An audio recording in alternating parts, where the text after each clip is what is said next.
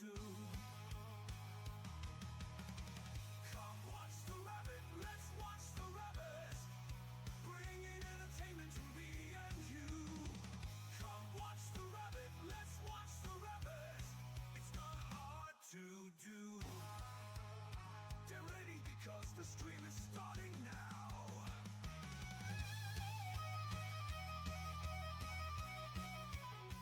How's it going, everybody? Welcome to another JRabit87 stream.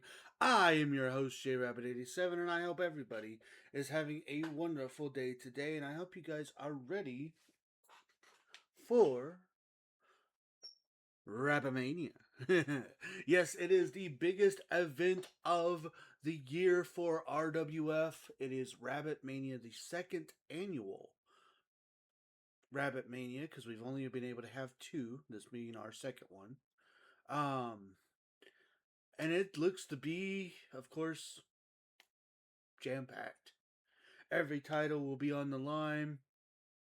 And of course, we have that massive 8-person Falls Count Anywhere match.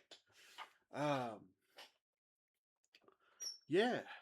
So we're going to do a quick little, like we have been, we're going to do a quick little thing with our commands. And then I'm going to actually talk about each match, the story kind of behind each match, and then we'll get into things. So,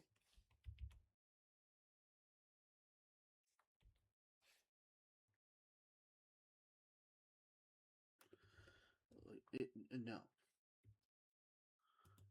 No. Sorry, let me, yeah. We're not doing that.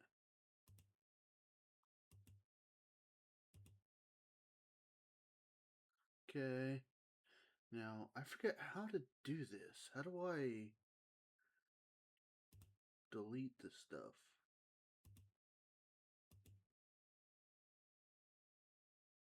Okay, it looks like it's already been deleted. Cool. Sorry about that. Not a good way to start things off there. Alright, so, as always, we are sponsored by our Lord... Dagnabbit. Hey, welcome in, brother. I'm just trying to get things started here. Going with the quickness, as always, we are sponsored by our Lord and... Dagnabbit, why can I not do this tonight? There, sponsored by our Lord and Savior Jesus Christ.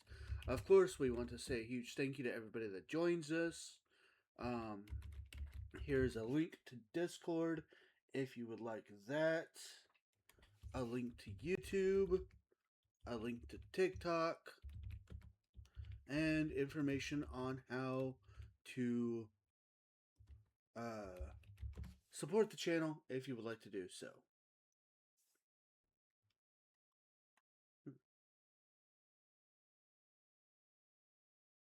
Alright, with all of that said, tonight we have, as I said, it is RabitMania. I hope you guys are excited for this. We have the 10 action matches with you. The match starting things out will be the Women's European Championship as Chelsea Green defends her championship against Candice LeRae. Of course, the biggest thing there being that Chelsea Green has now been Women's European Champion for over a year. Last year, she fought Tamina at RabitMania, and she lost via count out. Unfortunately, that means that she stayed the champion. After we are done with that match, we will be going into our Pure Honor Championship match as the Monster Abyss challenges Terry Funk for the title in a Falls Count Anywhere match. Immediately after that, Pete Dunne challenges Umaga for the Intercontinental Championship. Then, the Wyatt sisters, Alexa Bliss and Nikki Cross, challenge the current women's tag team champions, Rhea Ripley and Chyna, the Powers of Pain, for the women's tag team championships. And the Powers of Pain won the War Momentum, and they have chosen to defend the titles in a tables, ladders, and chairs match. After that, we go into the 8-person Falls Count Anywhere elimination match that will determine who is going to be the new authority figure here in RWF. After that, the Usos challenge DIY for the men's tag team championships, and DIY has decided they just want it to be a regular, ordinary tag team match. After that, Becky Lynch challenges Jade Cargill for the Women's United States Championship match. Bray Wyatt challenges Damian Priest for the United States Championship match. And in our semi-main event, Victoria challenges Natalia for the Women's World Championship. And last but certainly not least, our main event will see Montez Ford challenge Tyler Bate for the Heavyweight Championship. Of course, Victoria and Montez Ford getting their opportunity at these titles because they are both the winners of the 2025 Rabbit Rumble matches. All right. With all of that said, we're not going to waste any more time. We're going to get right into things with the Women's European Championship match starting us off here on Rabbit Mania.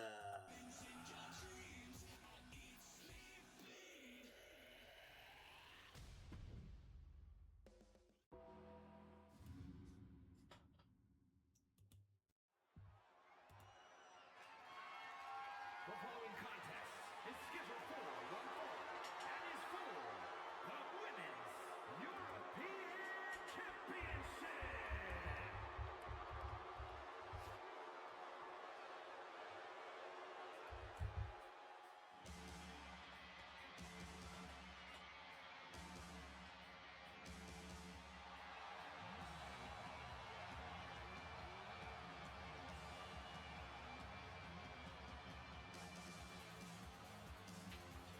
And here she comes, the woman who won an 8-woman over-the-top rope battle royal to earn the opportunity to face Chelsea Green for the Women's European Championship here at RabitMania.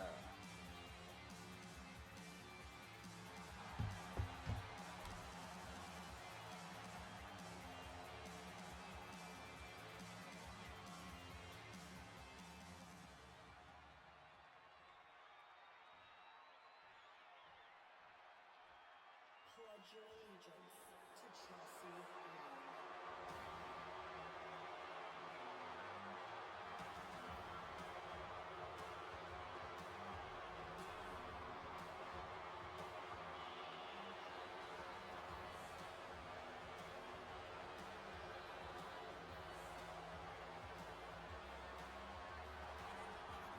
And it looks like Chelsea Green is not coming alone, bringing up her backup in the form of Piper Niven and Alba Fire, apparently now calling themselves the Secret Hervits.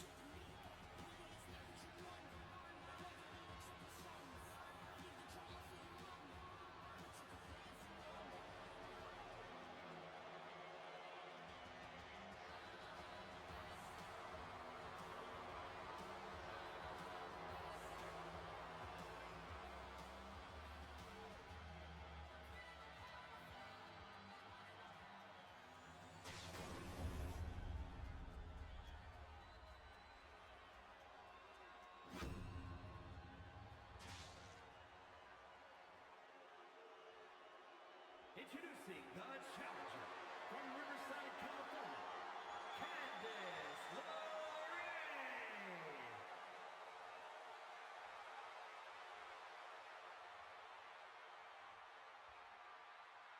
And her opponent from Victoria, British Columbia, Canada, the Women's European Champion, Chelsea Green.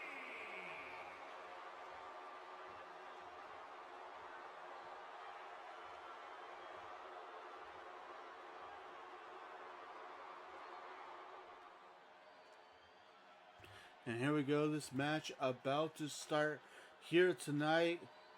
Chelsea Green, the longest reigning champion in RWF.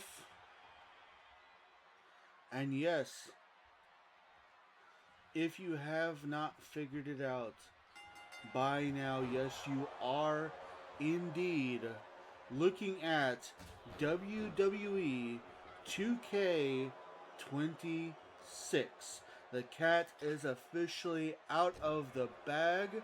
I have been able to get the new game, and I have been working tirelessly to get things set up here tonight to start off us going to 2K26 right here at RabitMania.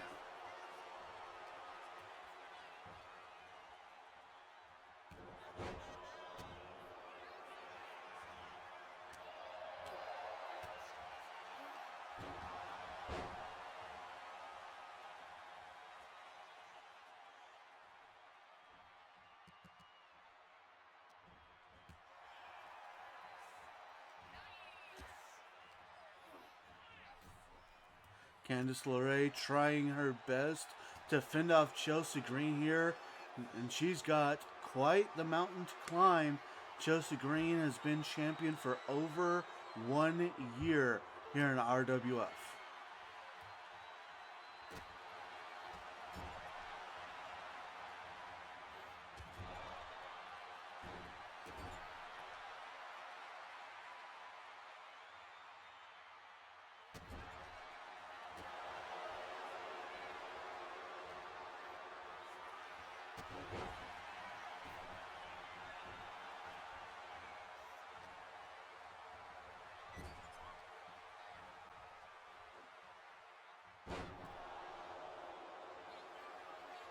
Green showing why she has been champion for so long.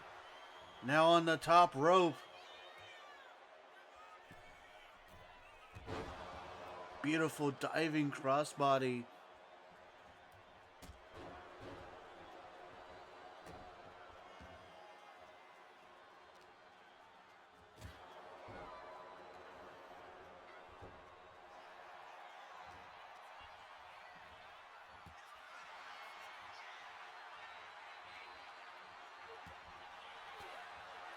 Back and forth action in this opening contest here at RabitMania.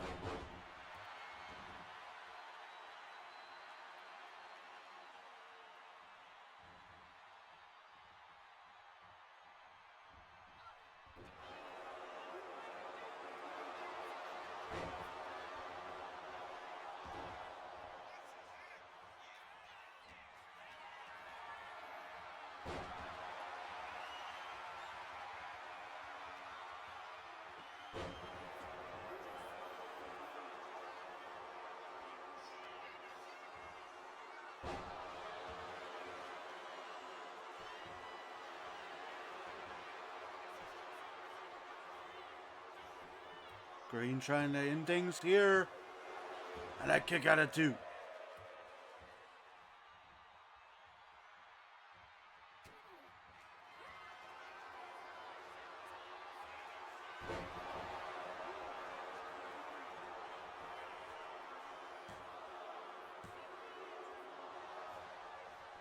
Another kick out of 2 as Candice LeRae tries to stay in this match.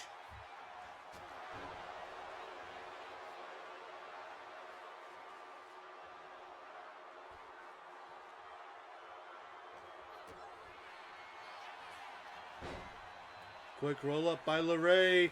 Title on the line, but only a 1 count.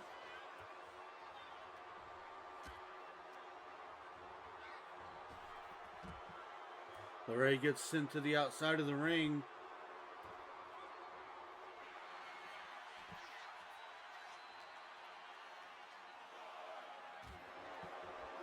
This is where LeRae needs to be careful. Remember last year, Chelsea Green actually lost her championship match, but she lost via count out. And the title unfortunately does not change hands via count out.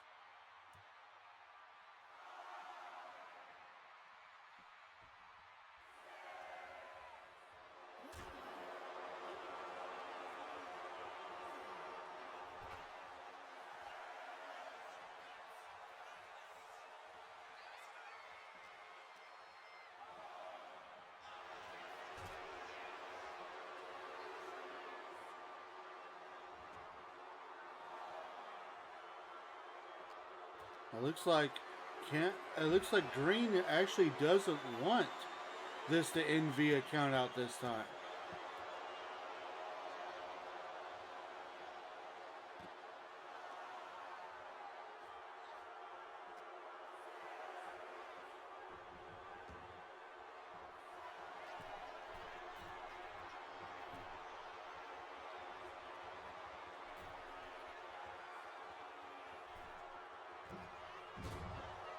Went for the missile dropkick, but lost, and now Candice LeRae looking to try to take control. Uh-oh, she's got the Gargano lock on. But Chelsea Green easily able to get out of it.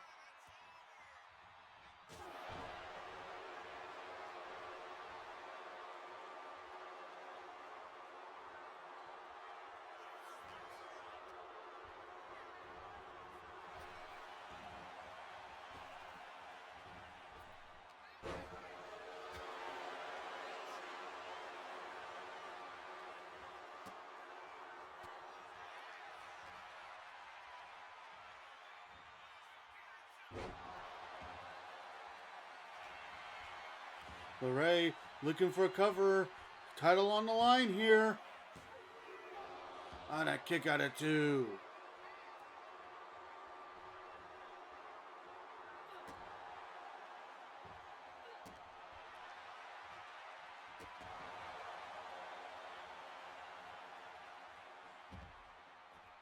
And again, this match spills to the outside.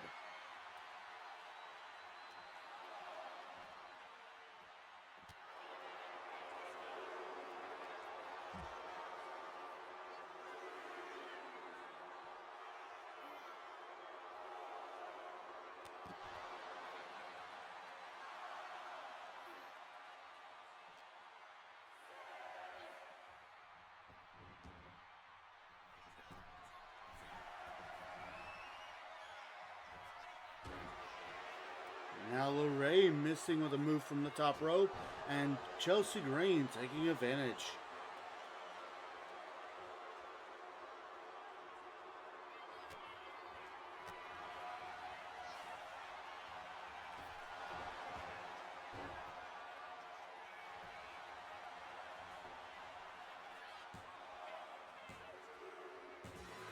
And that's it.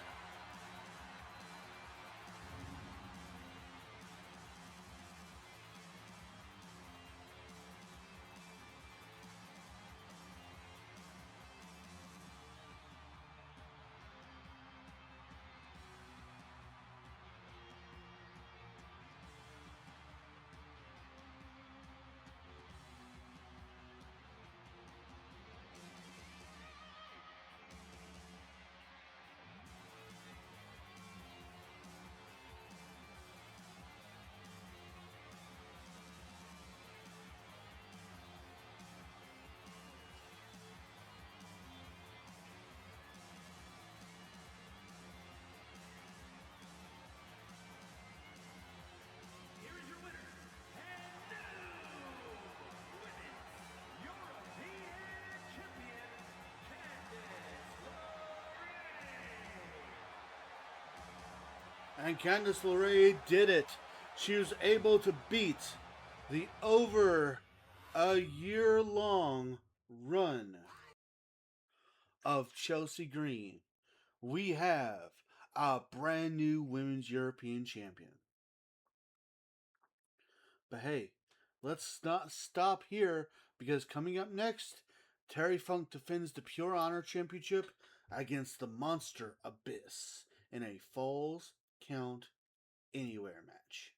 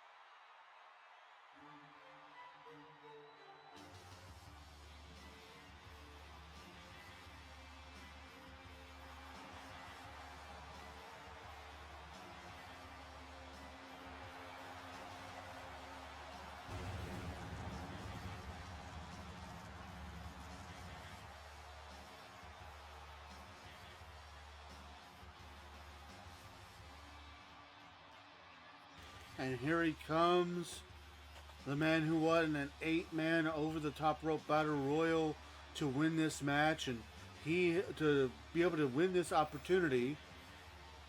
He has been challenging the individual members of Team Hardcore with a victory over both the Sandman and New Jack, but a loss to Rob Van Dam. And now he gets his title opportunity here at RabitMania.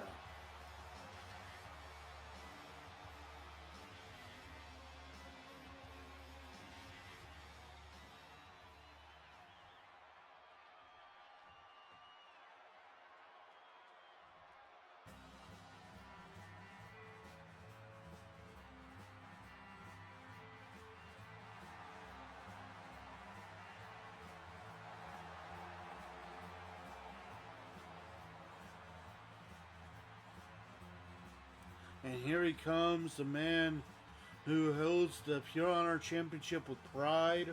One of the only 2 men in RWF's history to walk in to the Elimination Chamber as champion and successfully walk out the Elimination Chamber as champion.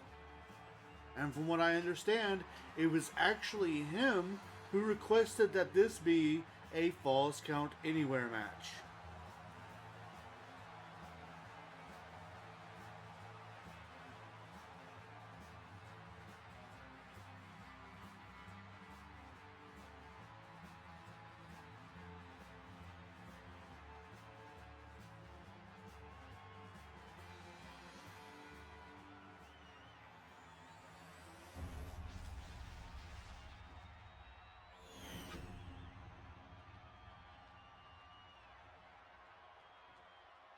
Introducing the challenger from parts unknown, weighing in at 350 pounds. He's the monster, Rabit.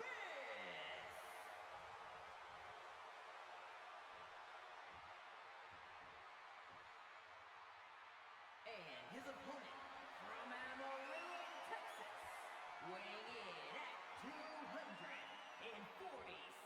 pounds, the Pure Honor Champion, Terry Funk. Chainsaw Charlie? Yeah, I remember that.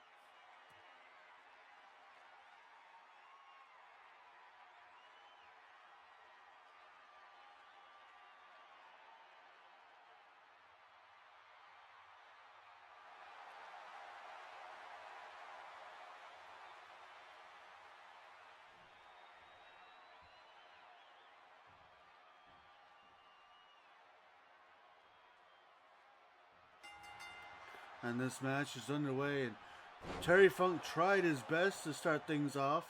Ryan is watching too on his laptop. Oh, hello Ryan, welcome in. Last year, neither one of these men were a part of RabitMania, and here they are. And the second match of RabitMania, fighting for a championship title.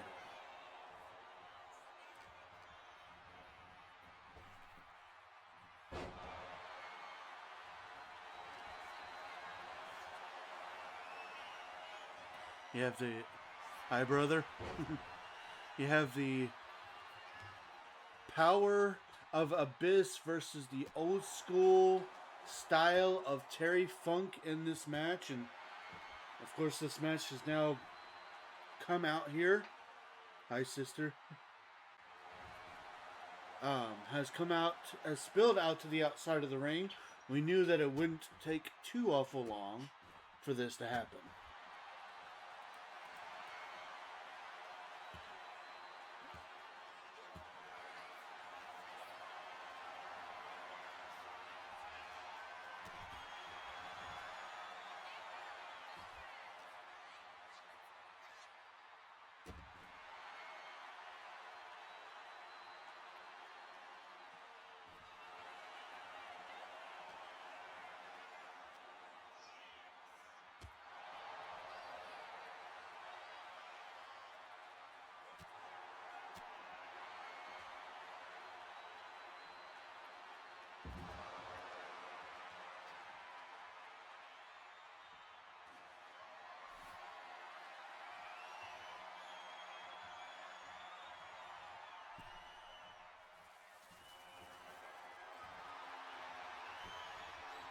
And out come the thumbtacks.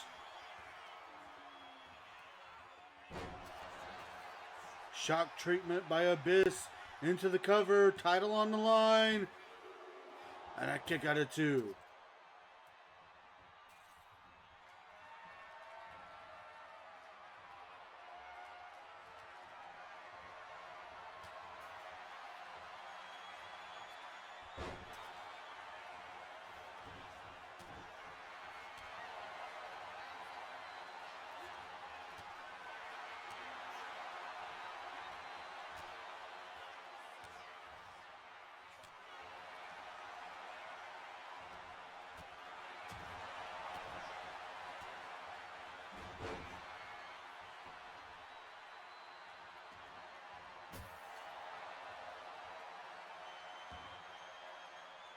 I feel sorry for the person who has to clean up this mess.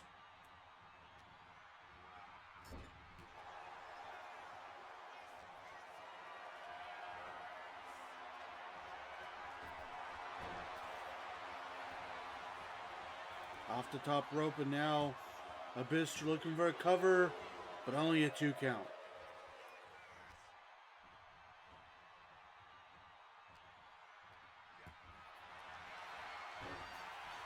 And now Terry Funk got the spinning toe hold locked in, but Abyss battles out.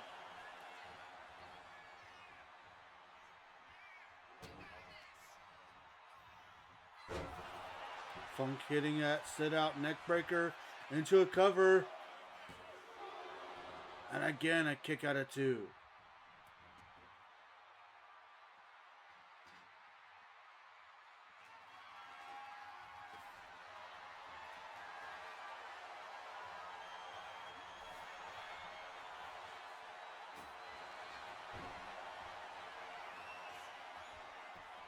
A second spinning toe hold locked in. Will Abyss tap out here? And no, Abyss fights out again.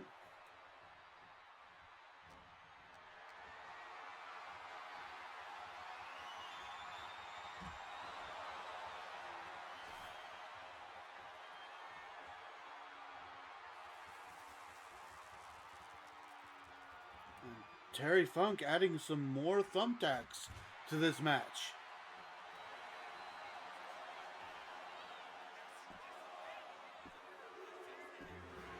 And there it is.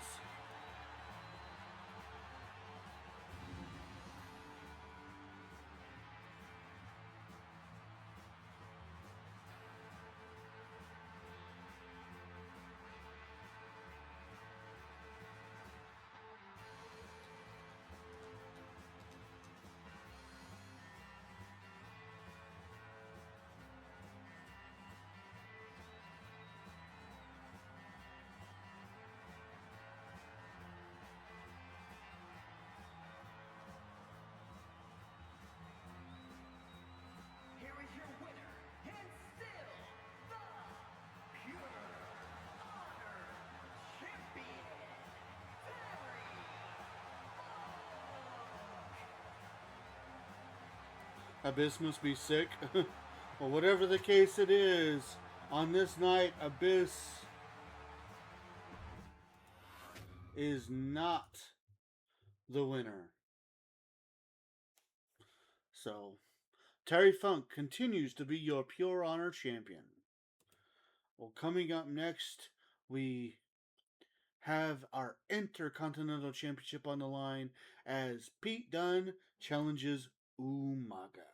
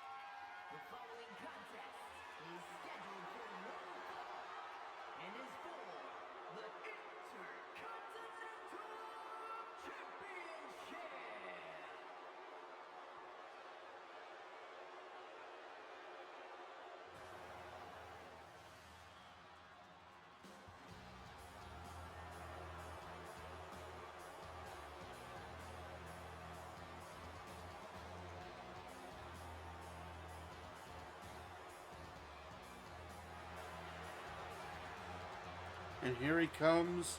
He won an 8-man over the top rope battle royal to earn this opportunity. And how interesting is it?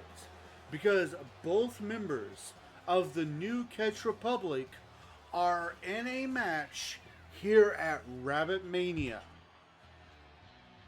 Of course, Pete Dunne challenging Umaga for the Intercontinental title, and the other member of New Catch Republic, Tyler Bate, will be defending the Heavyweight Championship against Montez Ford later tonight.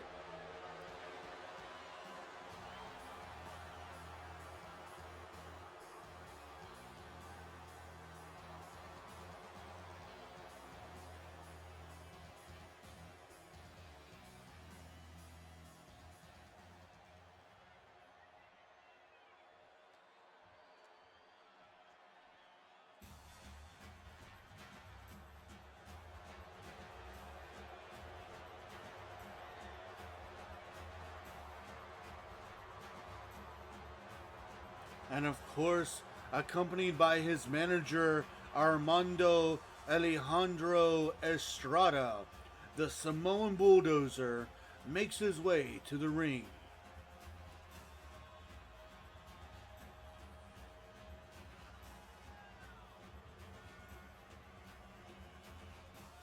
And also remember, as long as he is Intercontinental Champion, Finn Balor cannot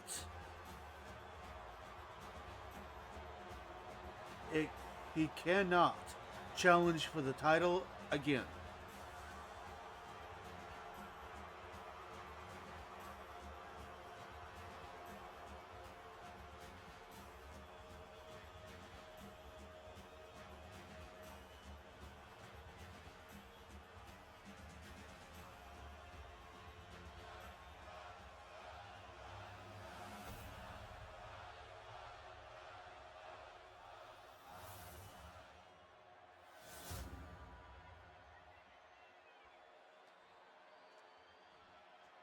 Introducing the challenger from Birmingham, England, weighing in at 205 pounds, the Bruiserweight, Pete Dunne.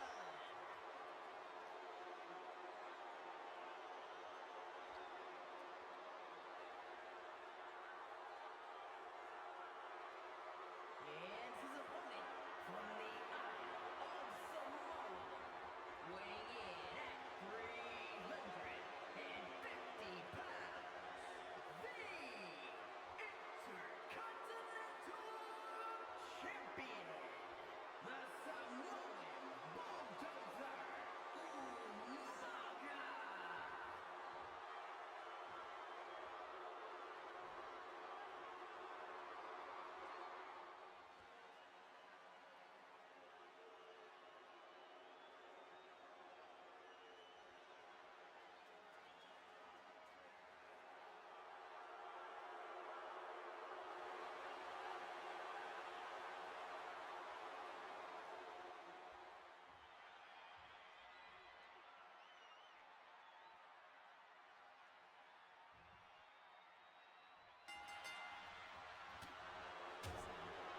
And this match starting off with Umaga hitting hard and hitting heavy.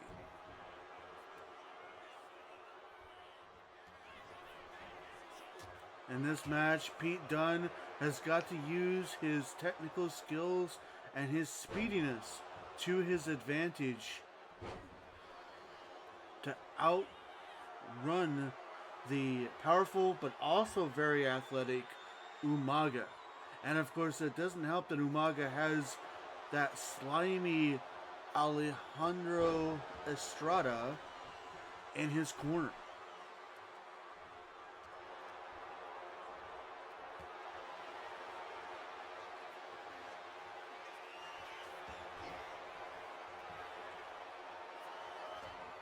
Quick roll up by Dunne, but not even a 1 count.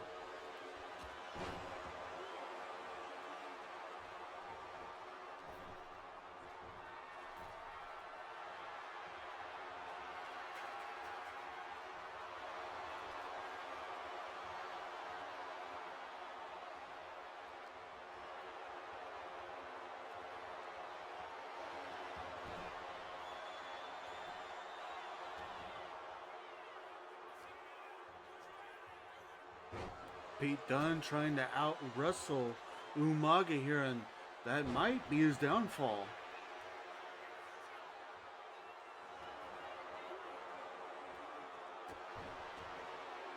And the first sign of blood has been drawn.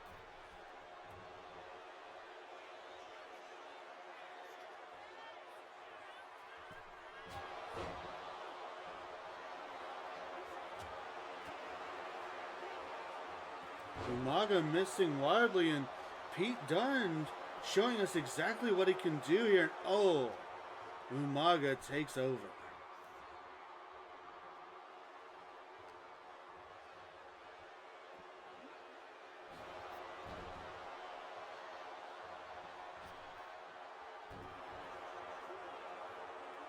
Missing that running headbutt again. Pete Dunne getting back into this match.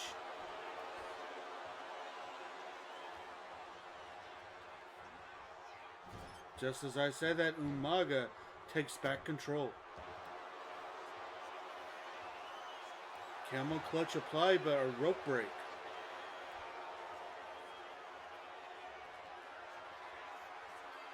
Going for the Samoan spike, but Pete Dunne able to reverse, only to be distracted by Armando Alejandro Estrada. And now the Samoan Bulldozer are going to work.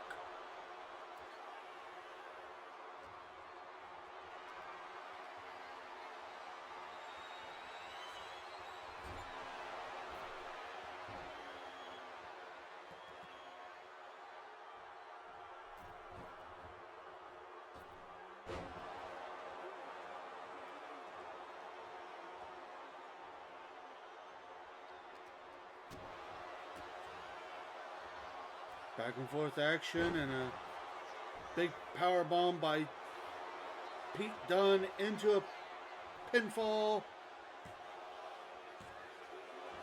But only a 2 count.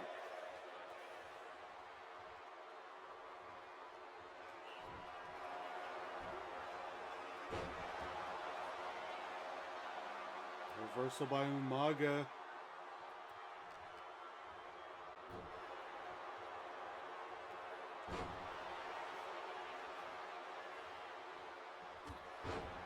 And again, Umaga misses with a headbutt. Pete Dunne perhaps looking to end things here.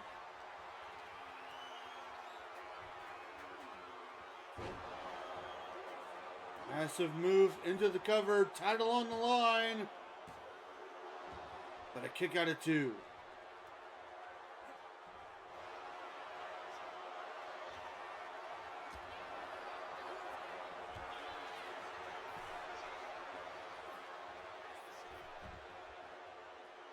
Umaga gets sent to the outside of the ring, giving Pete Dunne some much needed rest time.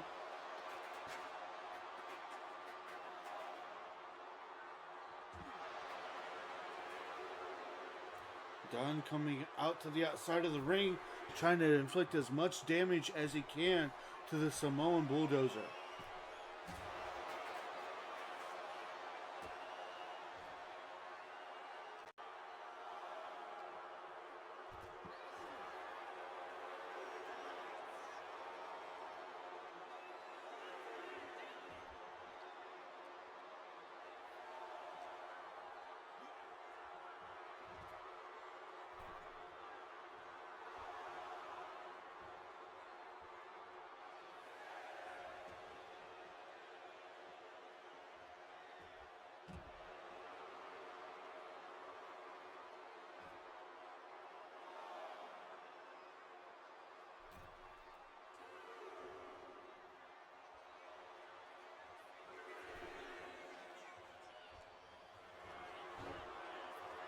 Jackknife pin by Umaga.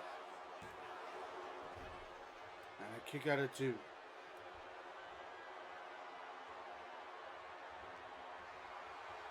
Umaga going for the Samoan spike again. And again he misses. Back and forth action, but uh-oh.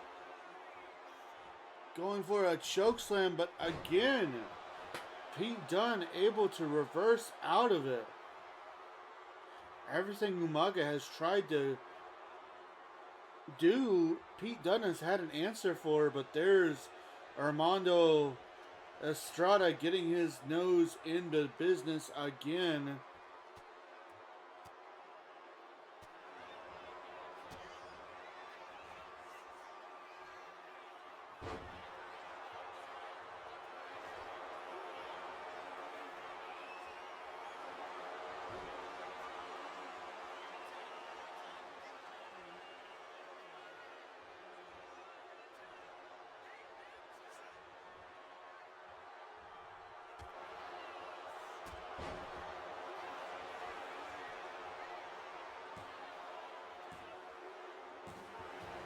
And that's it.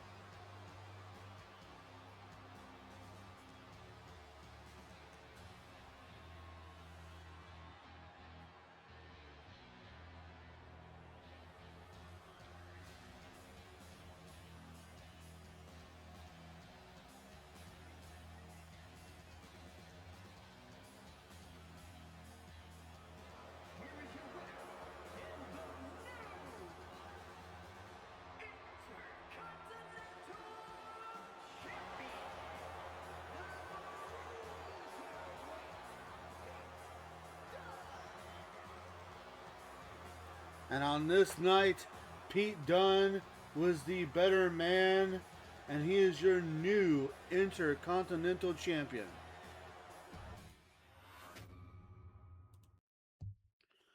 Wow, I honestly did not see that coming, but for legitimately every single thing that Umaga had, Pete Dunne had an answer for. He was even able to fight the outside threat of Armando Alejandro Estrada. Well, coming up next, it's a tag team match, playa. The Wyatt sisters challenge the Powers of Pain for the women's tag team championships.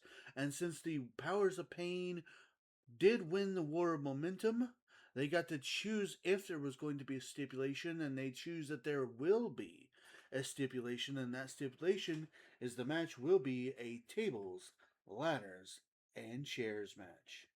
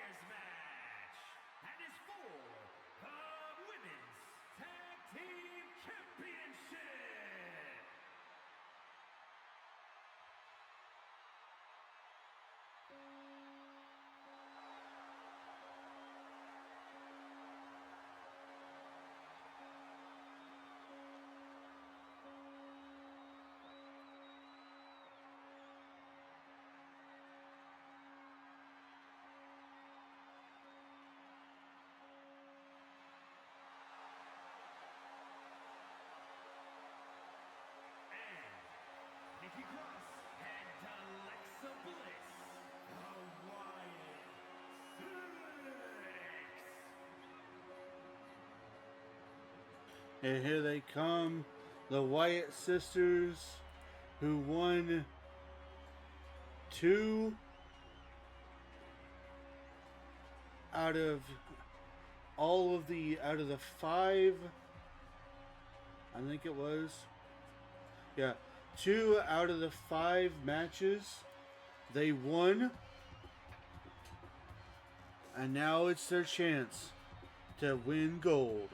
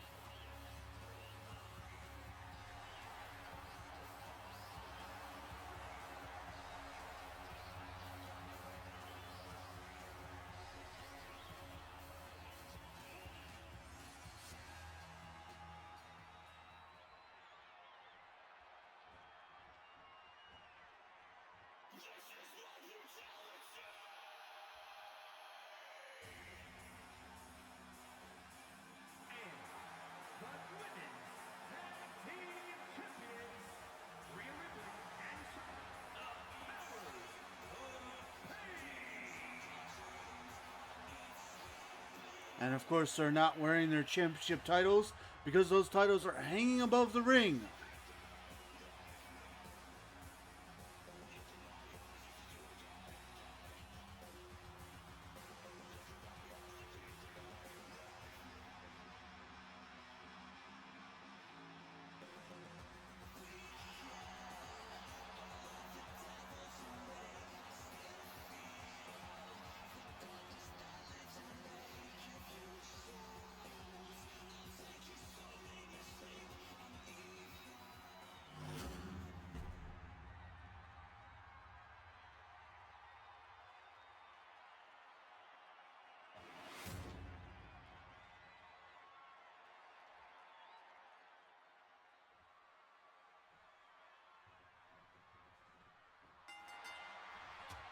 And this match begins. Remember, this is tables, ladders, and chairs, meaning pretty much anything goes. The first woman to successfully climb a ladder and retrieve the titles will win said titles for her team.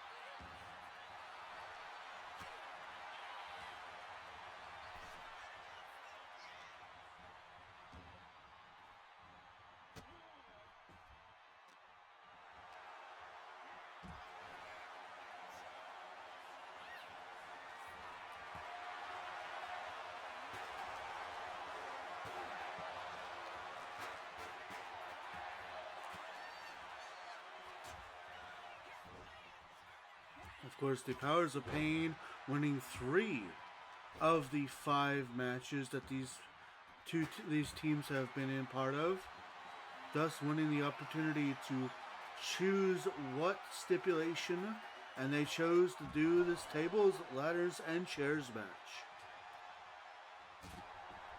This, of course, is the first title defense for the Powers of Pain ever since they won a tournament to be crowned the brand new RWF Women's Tag Team Champions.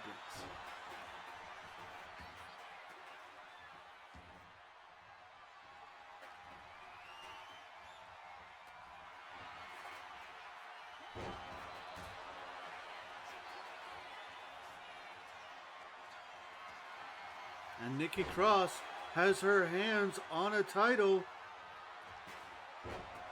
but China puts a stop to that real quick.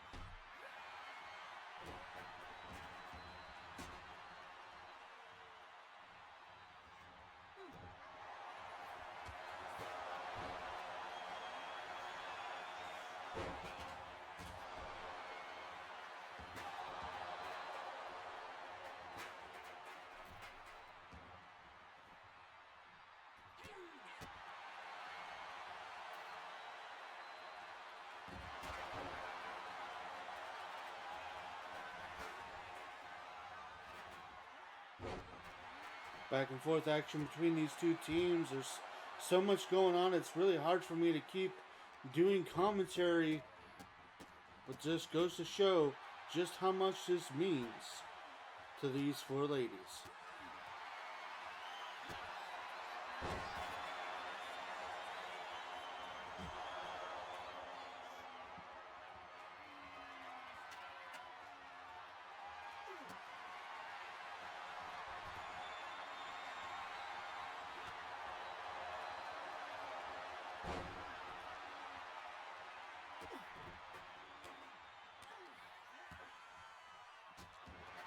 Just a flurry of blows by Alexa Bliss there. Alexa Bliss hits the Twisted Bliss from the top rope. We could be looking at new tag team champions here.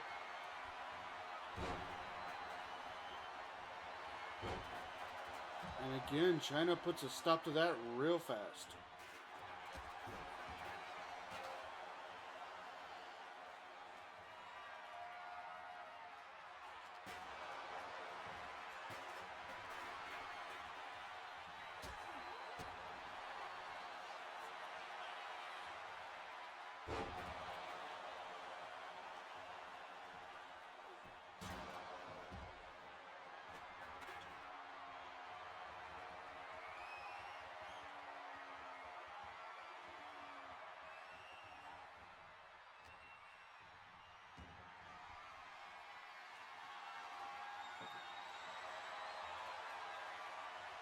Gorilla press there by China, showing off her strength.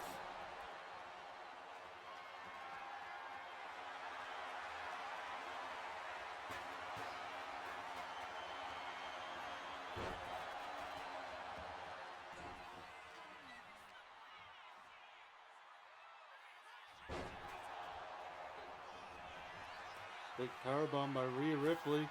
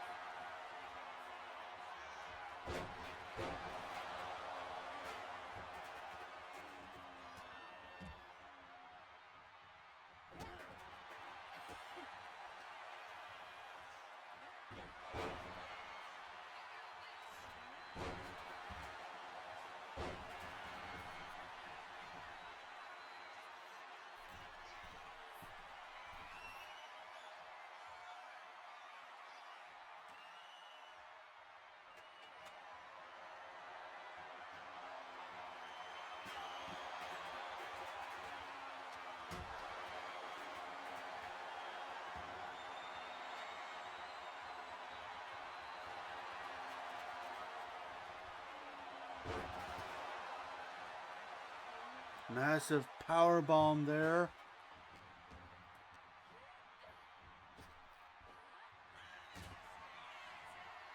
And China looking to go for the pedigree as she hits it.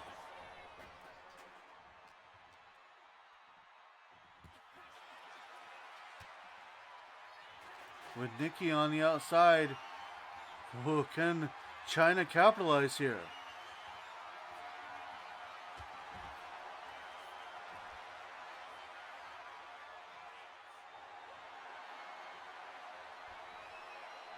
Alexa Bliss able to stop China.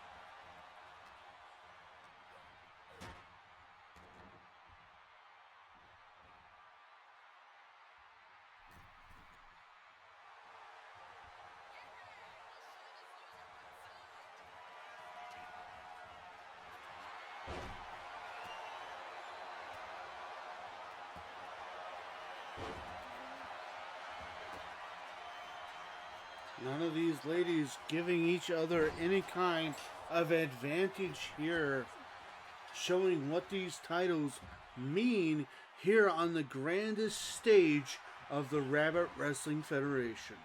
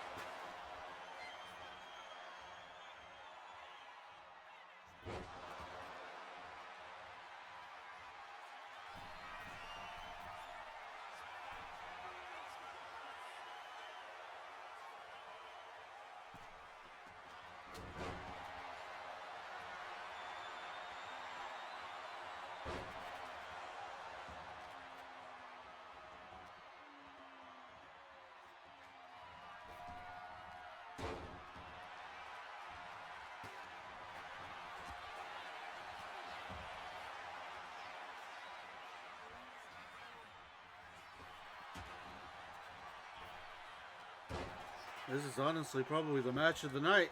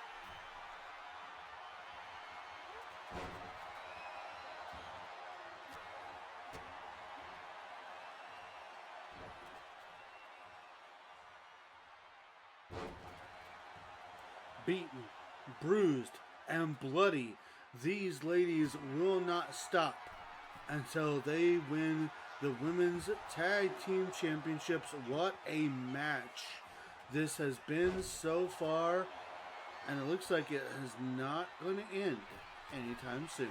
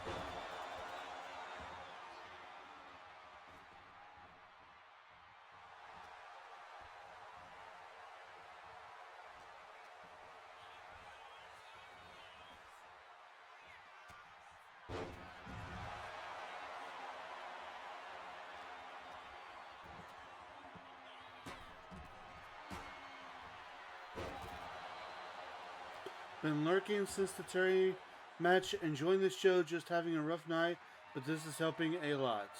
Well, welcome in. I'm glad that you are enjoying the show.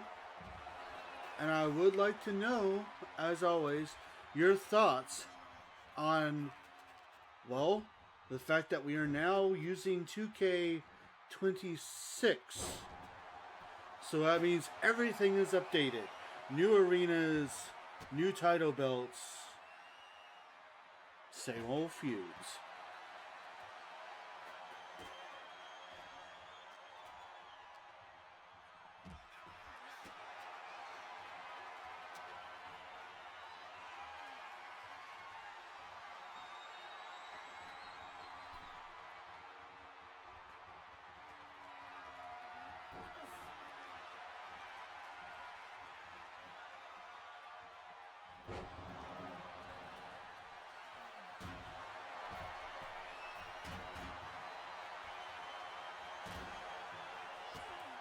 Love the arena and colors. I must have missed something. When did you get 2K26 and how? So, you really haven't missed much. I haven't been playing 2K26 on stream. Tonight is the debut of us switching to 2K26. Because what better time to do it than at RabitMania? As far as when I got it, I actually got it back in February. We used our taxes to get it. And I've kept it a secret while was preparing, getting all the arenas, all the belts, and as many unlockable characters as I could unlock. So that way things will be ready to debut and switch over here tonight.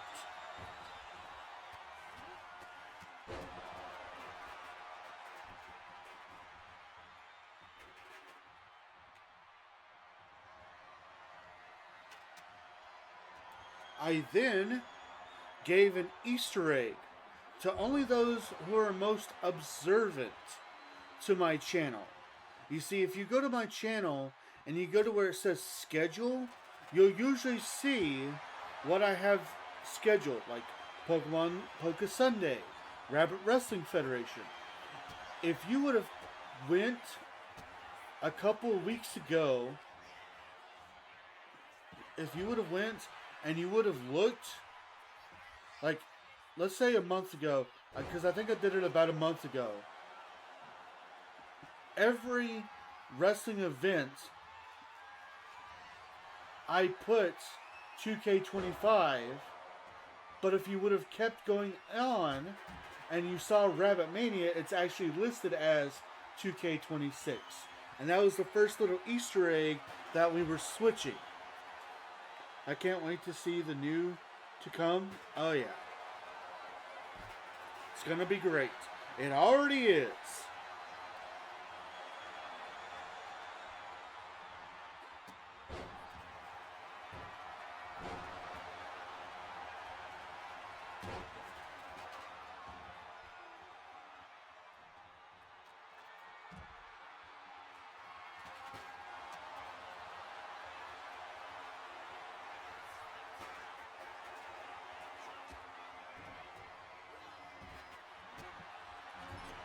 What a perfect night for it. How do you like it? I feel like a bad fan for not noticing clues. Very good, Bruta. Honestly, there's a lot I like about the game, and there's a lot I don't like about the game. But I'm having fun. I have had fun with it, and I think visually it looks amazing.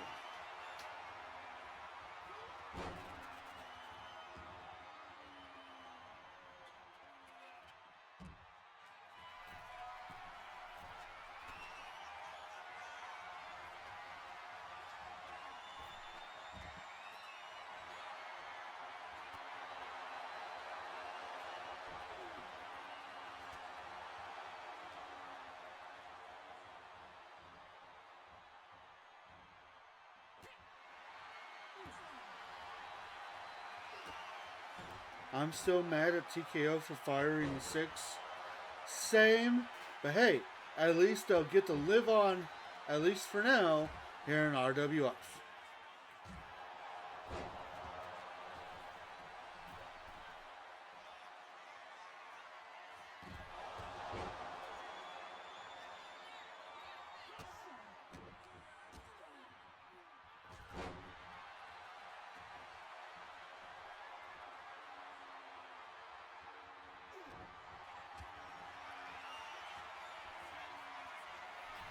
Just further proof RWF management is best.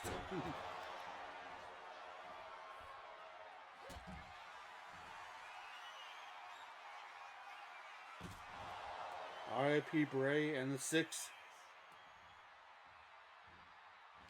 And a funny thing too is both Bray and the Six are technically represented here tonight, because Nikki's in this match and Bray will be battling for the United States title later tonight.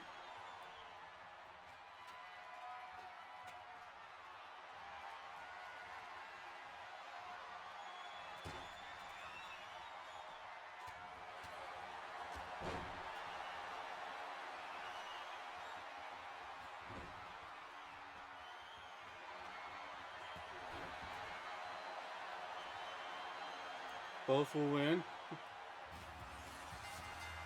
Hey, you're not wrong.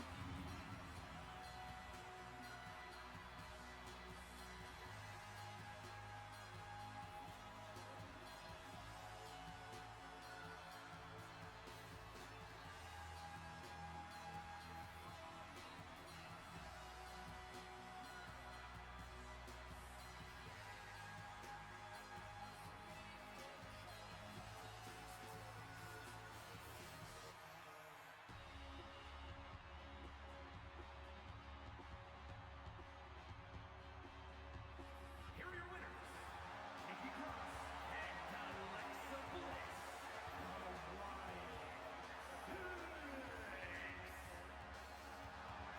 I love my girl Alexa. On this night, Alexa Bliss has officially gone from bridesmaid to bride, as she herself was the reason the Wyatt sisters were able to become your brand new women's tag team champions.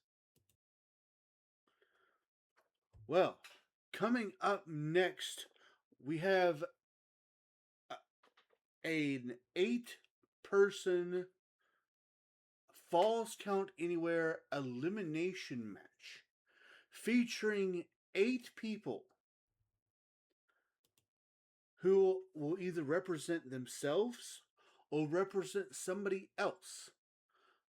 The winner, and I am here to also announce who all that will be.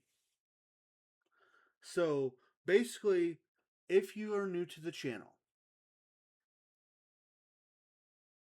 we always had the board of directors deciding things. But of course, the board of directors have let other people be in authoritative power.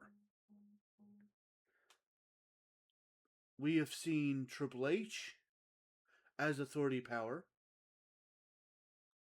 We've seen Eric Bischoff as authority power. We have seen Tony Marcus Jones, who is the president of RWF, as the man in charge, the authority power. We have seen an anonymous general manager.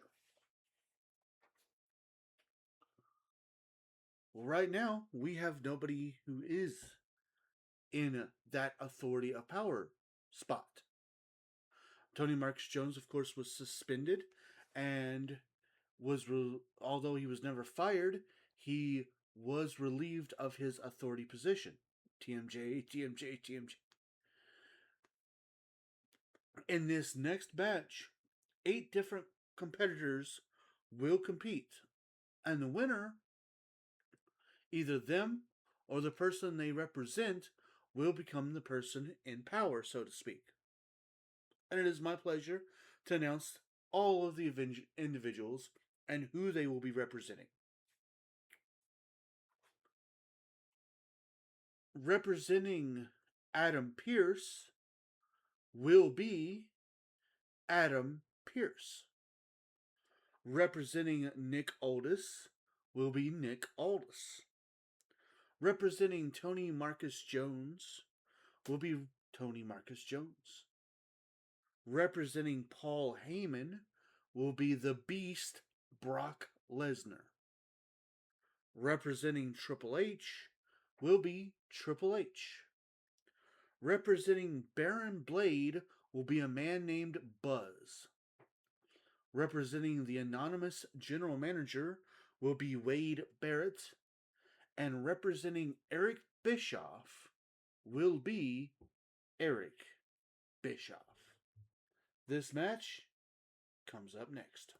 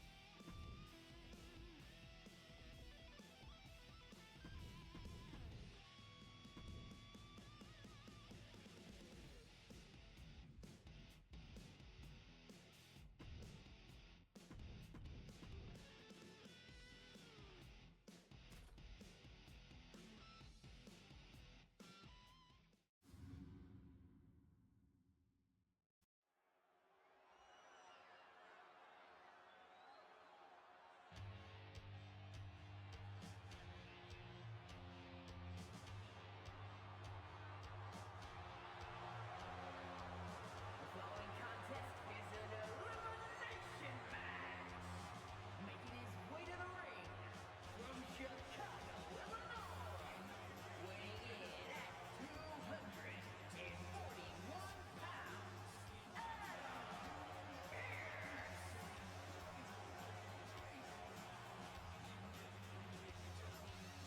Current WWE Raw general manager looking to get himself another authority figure position here in RWF. But he's not going to just get handed that here in RWF. No, he's going to have to earn it.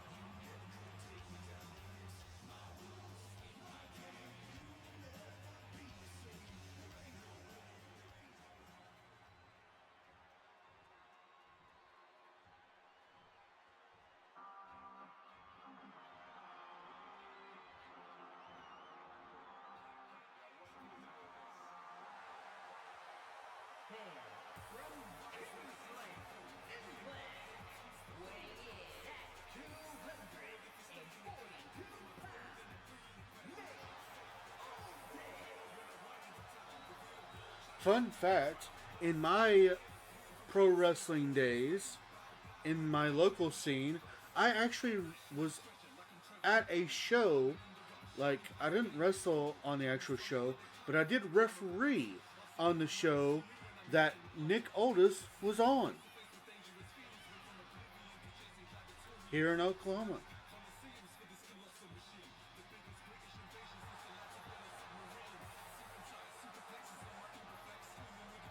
Current WWE SmackDown General Manager.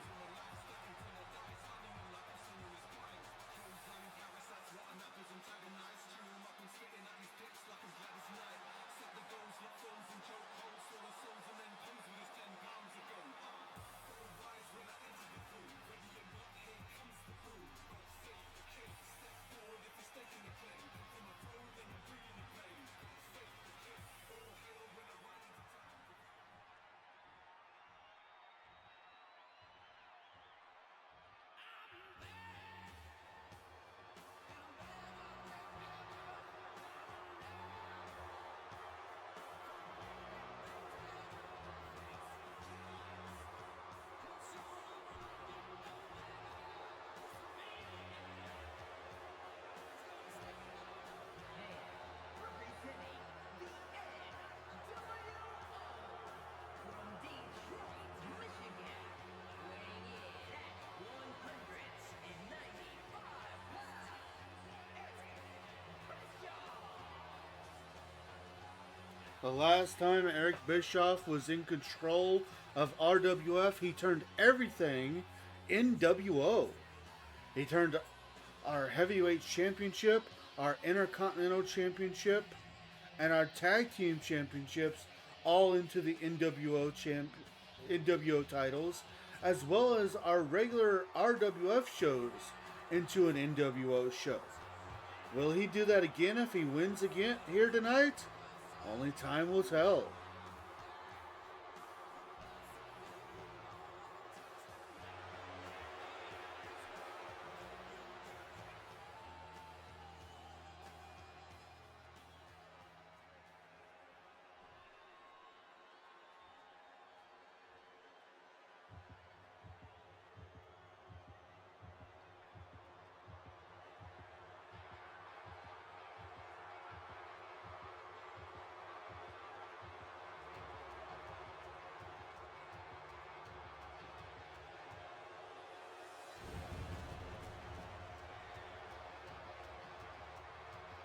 And from Preston, England, weighing in at 246 pounds, Wayne Barrett. And here comes the man who is representing the anonymous general manager, whoever he or she may be. And this man says for everybody else who thinks they're going to win here tonight, well, he's afraid he's got some bad news.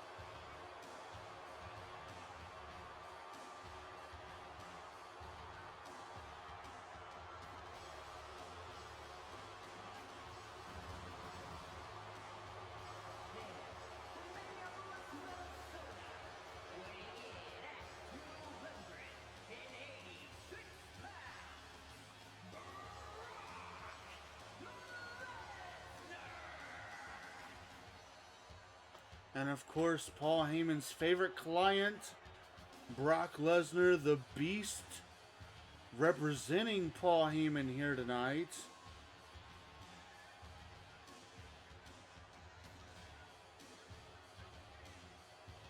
And of course, Heyman has already stated that we don't even need to worry.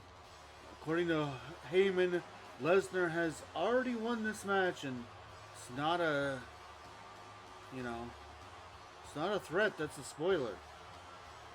Or no, it's not a prediction. It's a spoiler, according to him.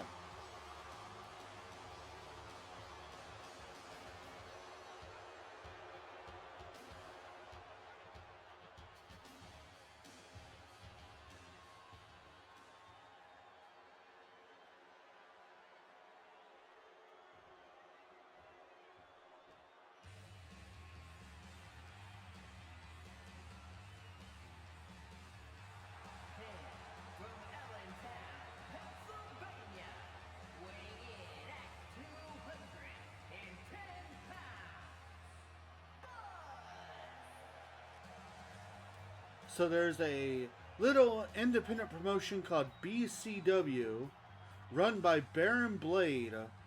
And Baron Blade has chosen his top star, Buzz, to represent him here tonight.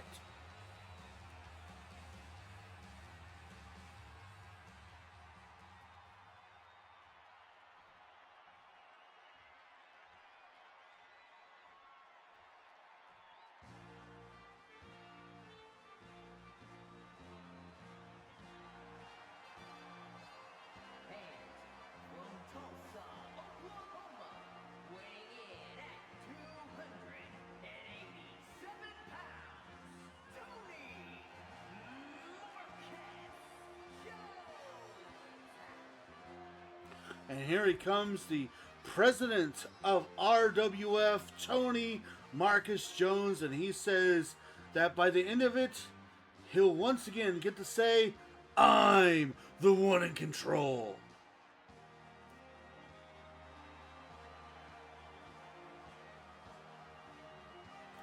Ooh, Tony. Tony.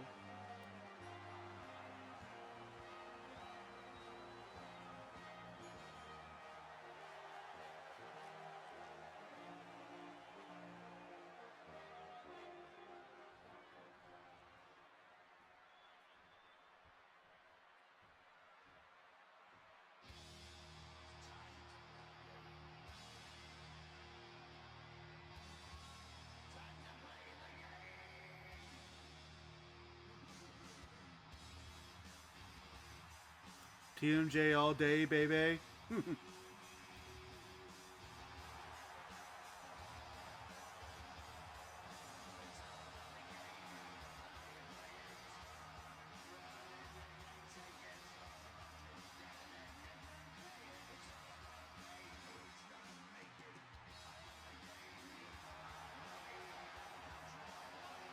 our opponent, representing Generation X from Greenwich, Connecticut, weighing in at 255 pounds, the Game Triple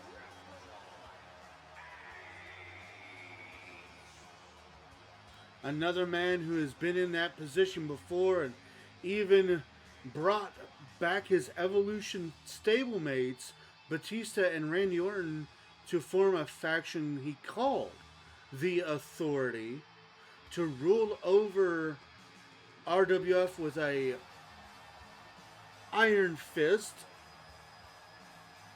allowing even Randy Orton to win the heavyweight championship, and would even successfully defeat the NWO to regain control of RWF.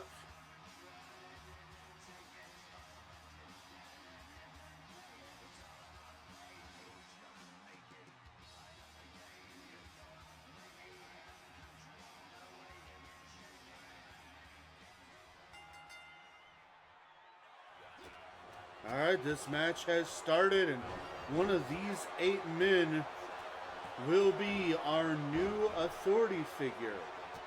Or, obviously, if either they will be, or the person they represent will be.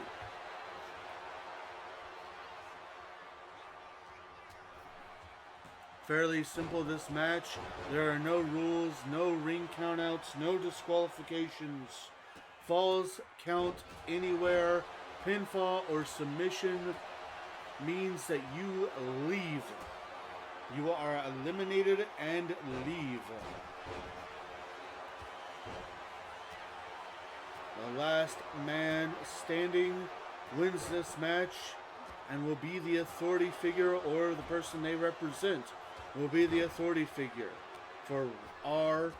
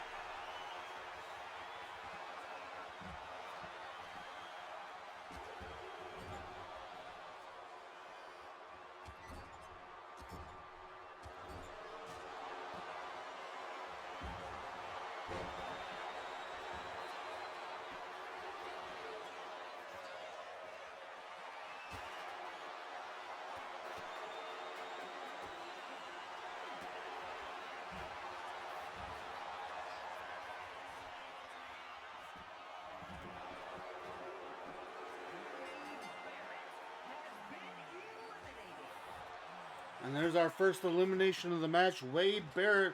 Some bad news for Wade Barrett, and some bad news for the anonymous general manager.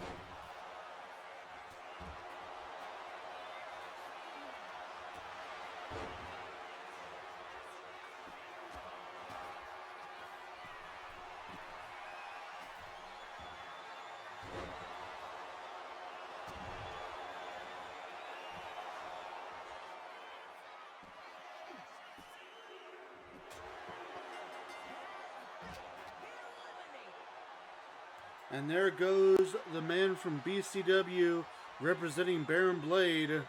Another elimination.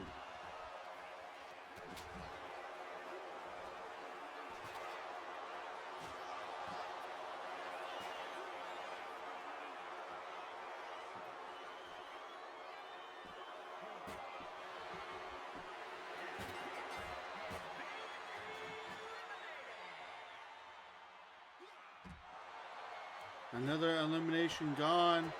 Not quite sure who it was. I think it was Is it Adam Pierce?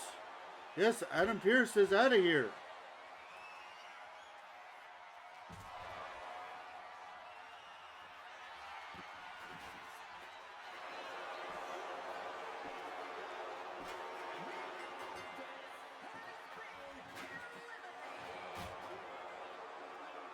And there goes Nick Aldis.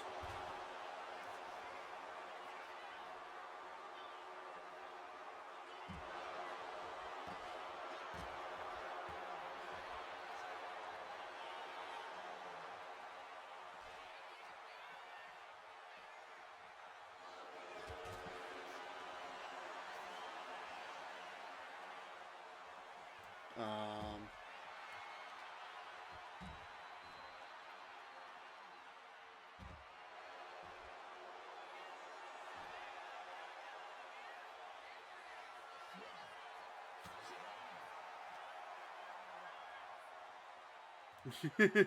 New game, new glitches.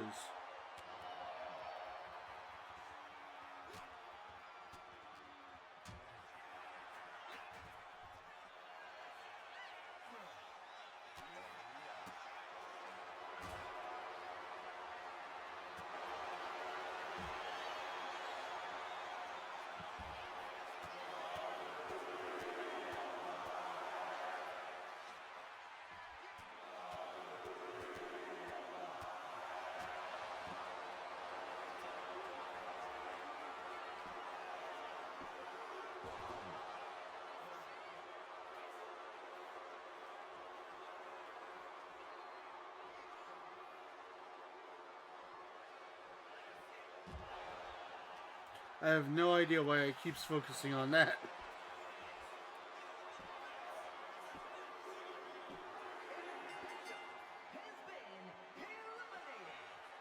And Easy E is out of this. We are down to 3, I believe.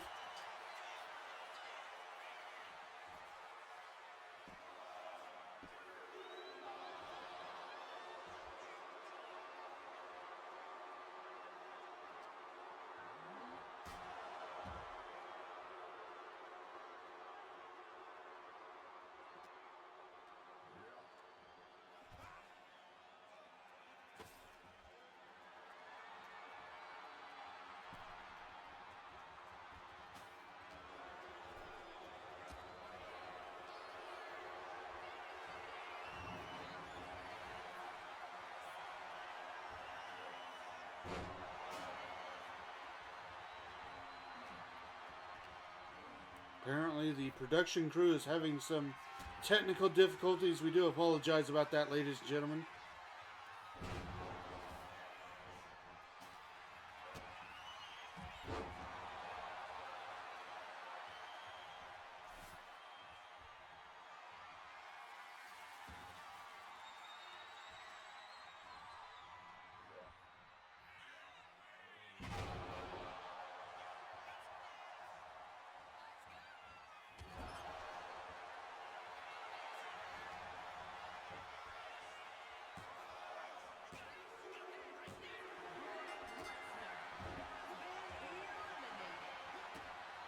And this is it. Tony Marcus Jones versus Triple H. These are the last 2 men. One of these will be the authority figure of RWF.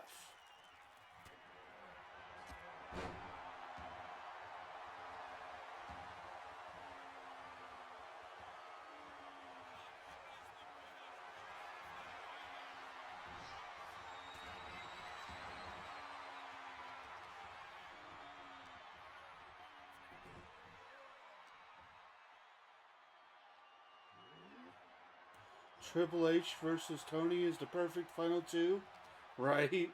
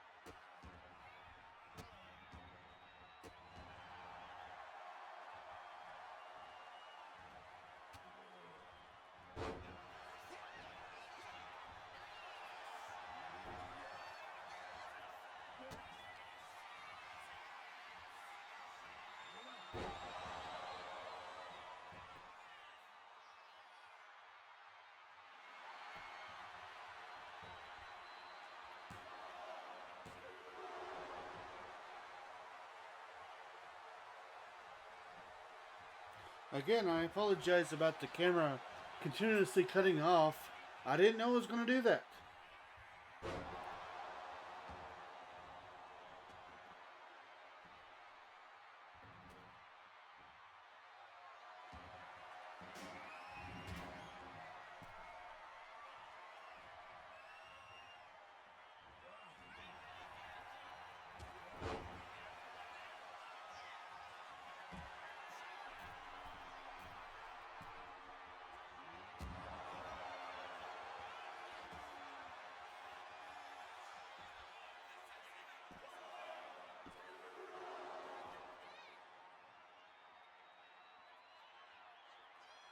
Tony Jones continues to keep fighting.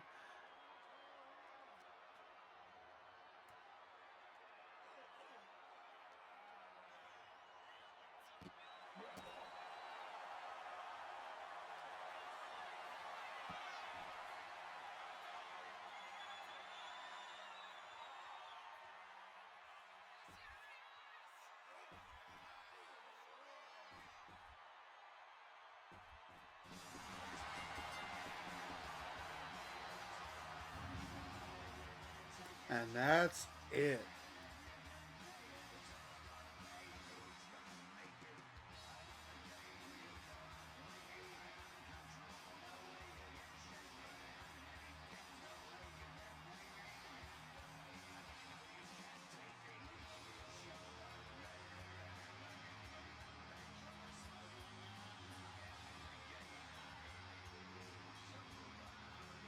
It's sad, even most of the replays show that thing.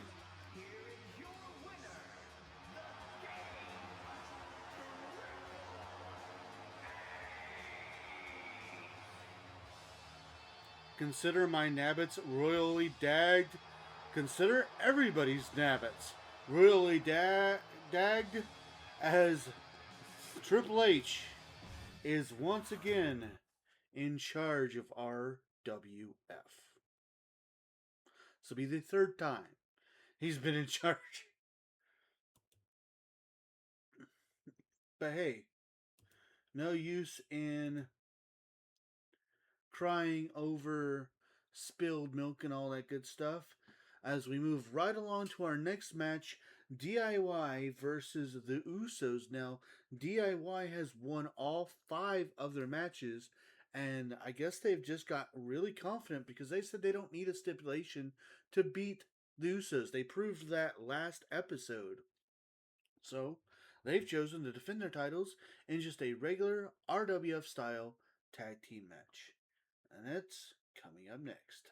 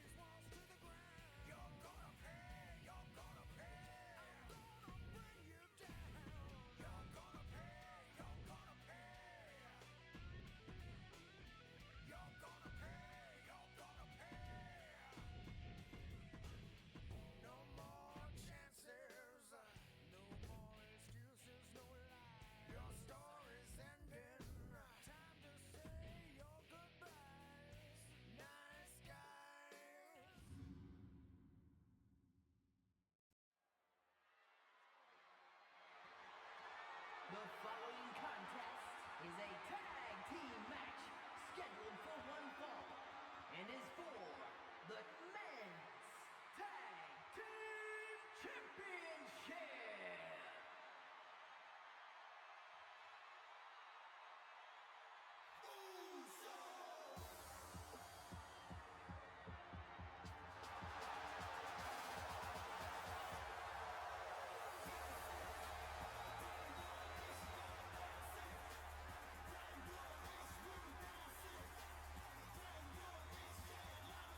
And here they come, the Usos. They recently started teaming up again, and their first night reunited as a tag team. They win the #1 contendership to be in this match here tonight.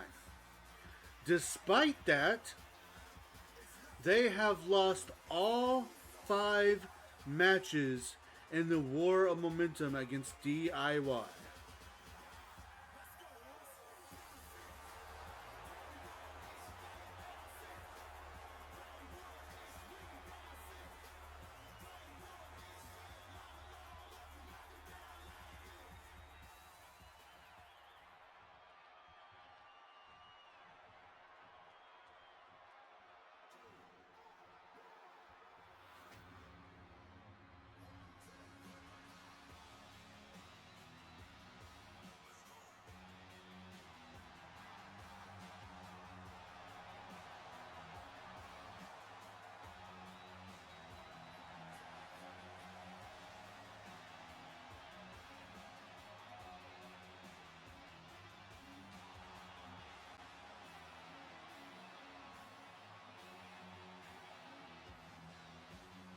And here they come, Tommaso Ciampa and Johnny Gargano, DIY, repping their Ketchup Crew gear here tonight.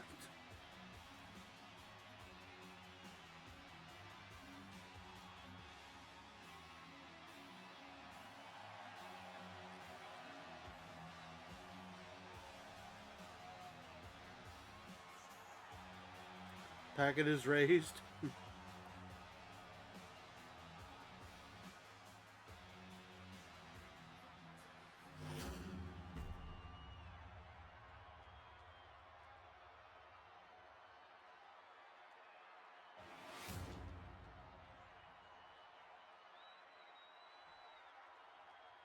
Introducing the challengers. A combined weight of 493 pounds.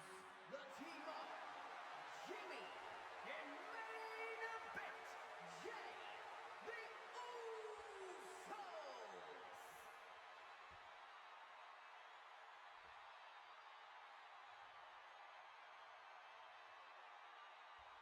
And their opponents, at a combined weight of 407 pounds, the Men's Tag Team Champions, Tommaso Ciampa and Johnny Gargano, DIY.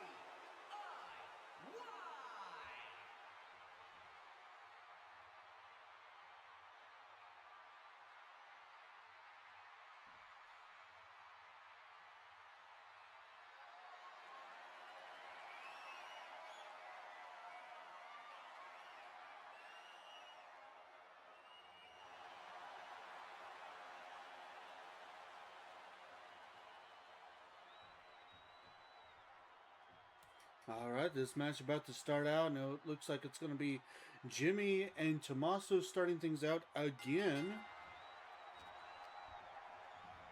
And again, I have to bring up the fact that how bad is the confidence hurt of the Usos here tonight.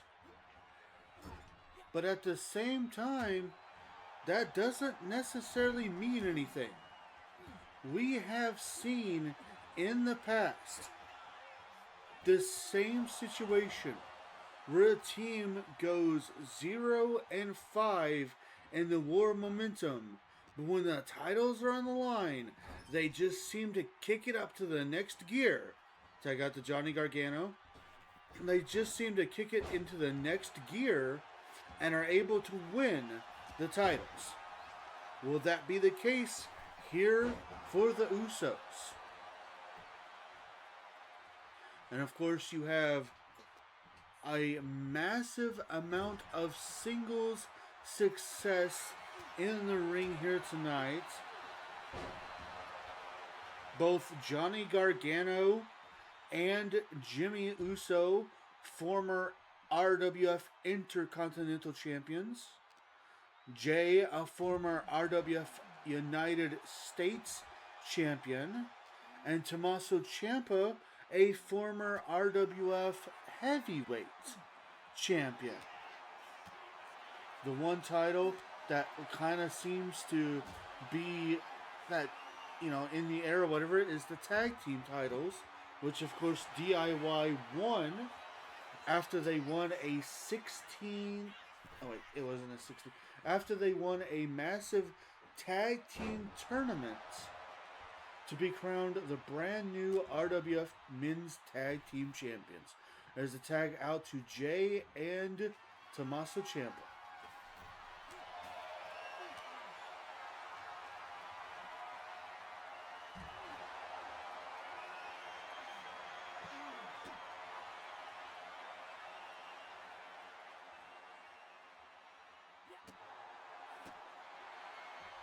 Now, while creating the Ketchup Crew on this game, I couldn't quite find some of the same stuff that they had on the last game. So they do have slightly different attires on from the last game, but for the most part, what's important is still there, which is, of course, they are in red and white. And then they have the DIY logo as well as the Ketchup Crew logo on their gear.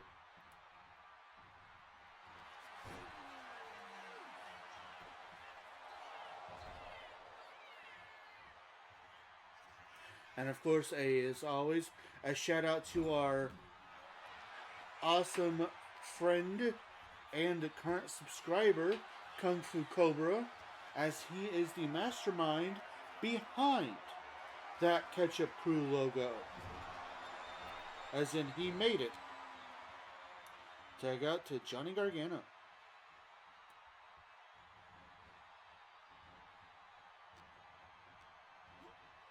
Ah, yeah.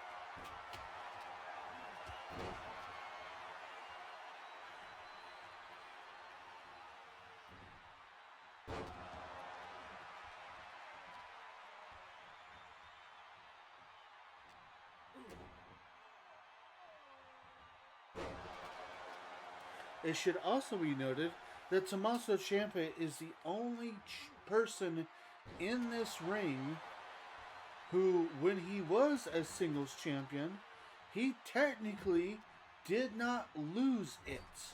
As in, he didn't lose it in a match. He was stripped of the title. If you don't remember what I'm talking about, so Tommaso Ciampa was entered into an Elimination Chamber match. He would win that Elimination Chamber match and become the RWF Heavyweight Champion. Then we shut our doors. We closed RWF.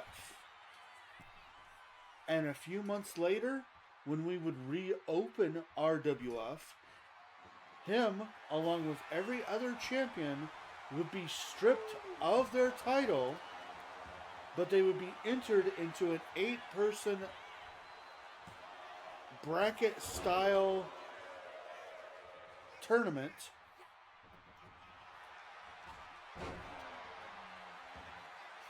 And they would just automatically get entered into that. So they would have a chance to regain their title, and unfortunately, he did not win that tournament.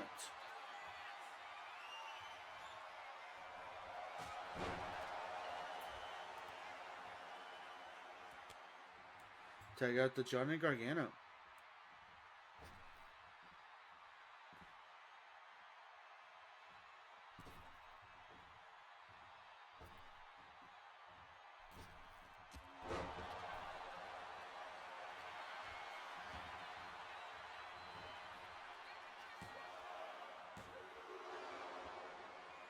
Using a springboard agility to his advantage, but only able to get a 2 count.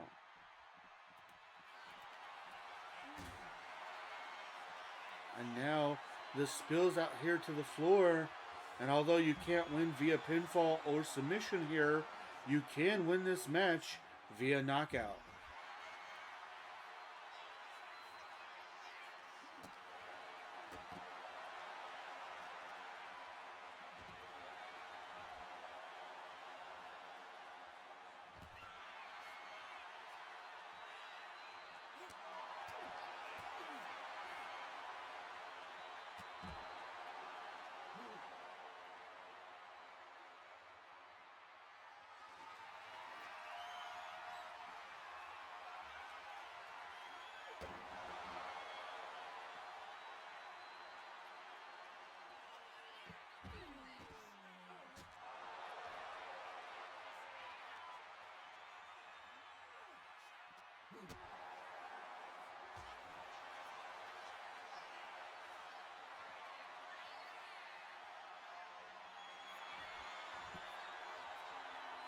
And Johnny Gargano with the Gargano lock locked in.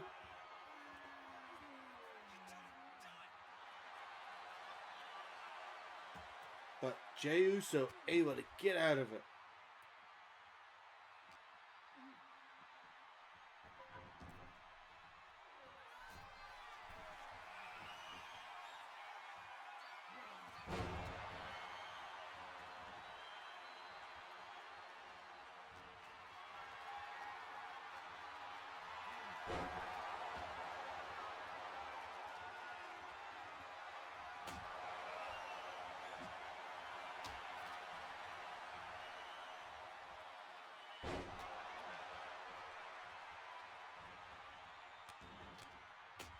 Double tag, getting in Jimmy and Tommaso Ciampa.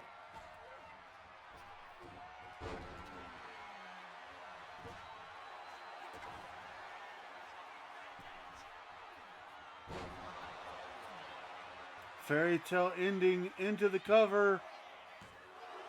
And a kick out at 2.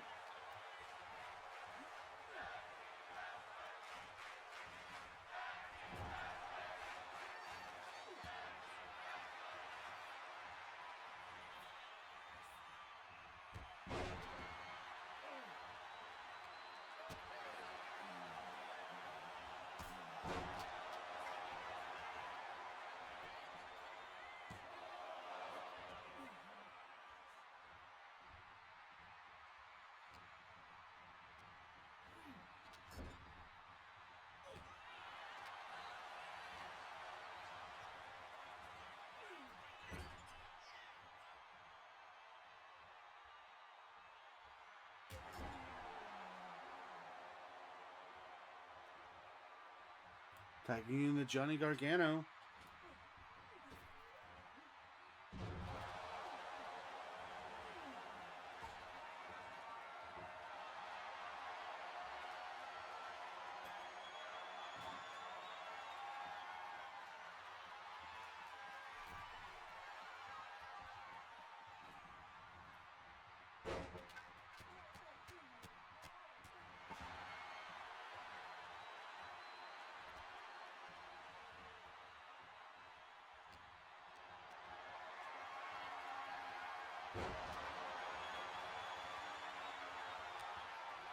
Tag into Jey Uso.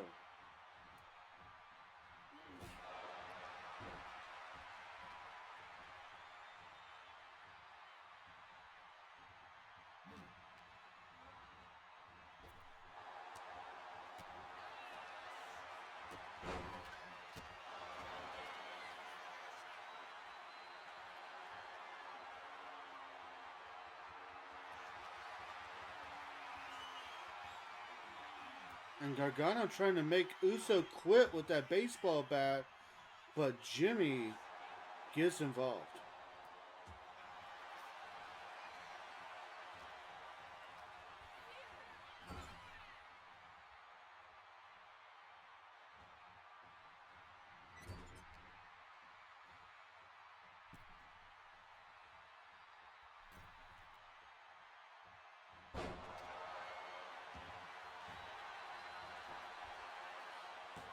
Neckbreaker there. But a kick out at 2.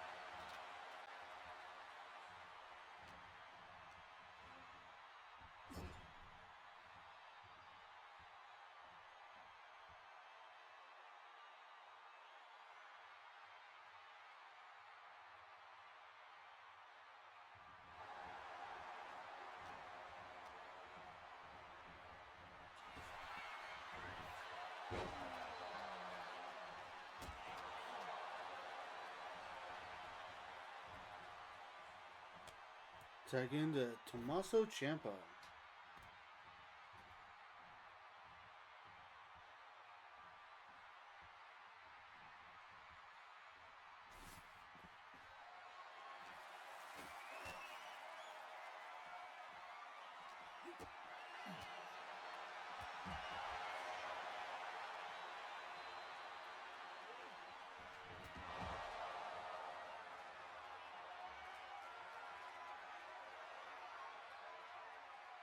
Ciampa gets hit with a spear on the outside. Could the titles be slipping from the hands of DIY here tonight in their first title defense?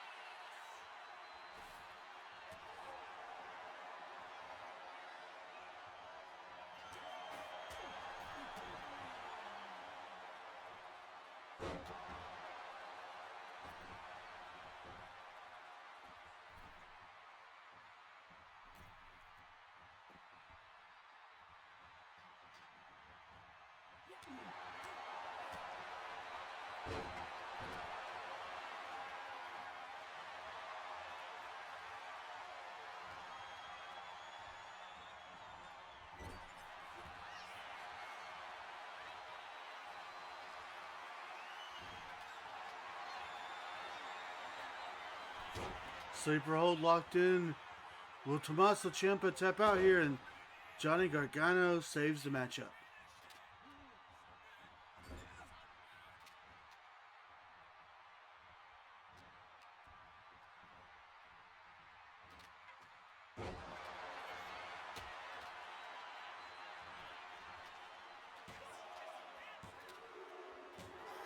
And that's it.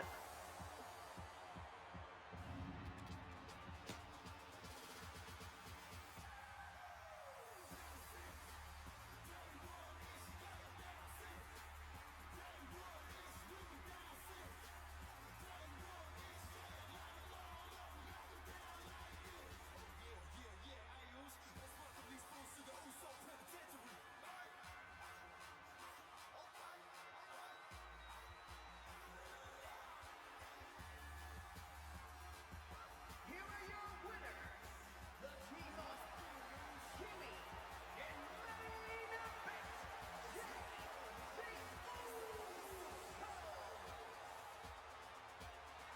And once again, we have seen it happen. Despite losing all 5 matches in the War Momentum, the Usos come out on top when the titles are on the line.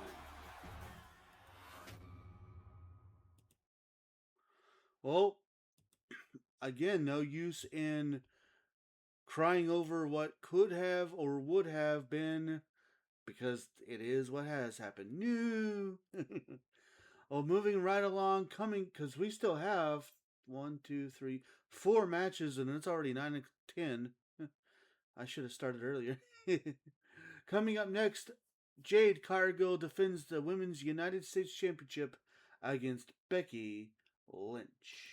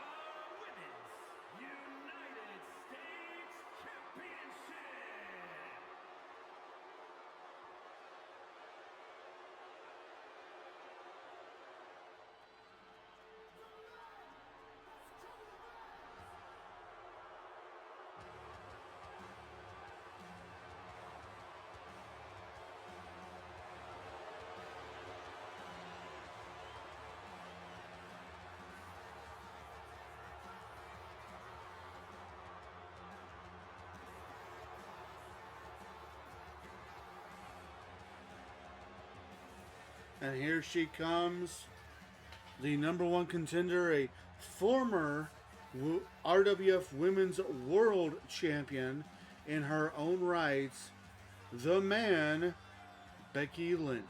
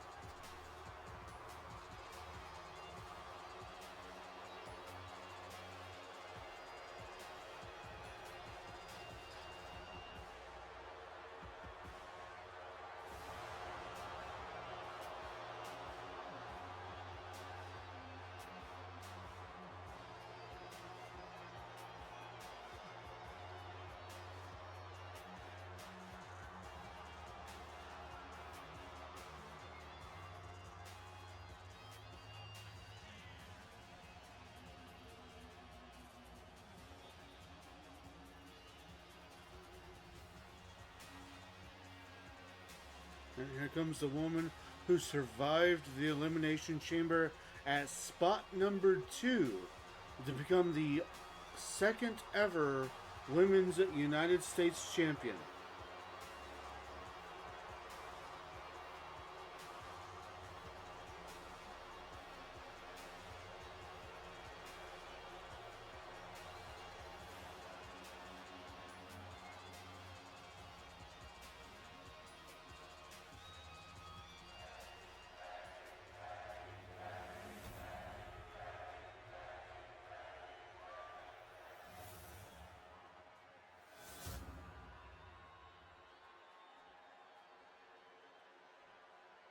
Introducing the challenger from Dublin, Ireland, the man, Becky Lynch.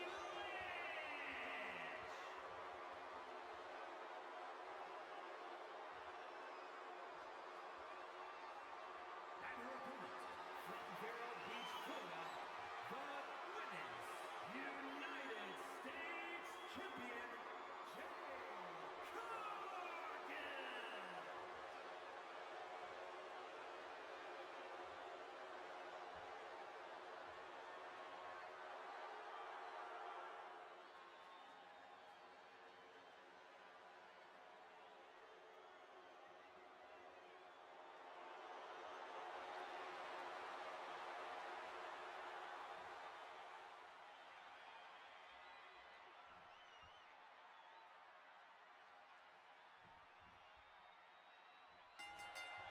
And this match is underway, and Becky Lynch wasting no time in attacking Jay Cargill. And it's kind of funny because this is very reminiscent to when Becky was facing for the World Championship, because she was having to face China.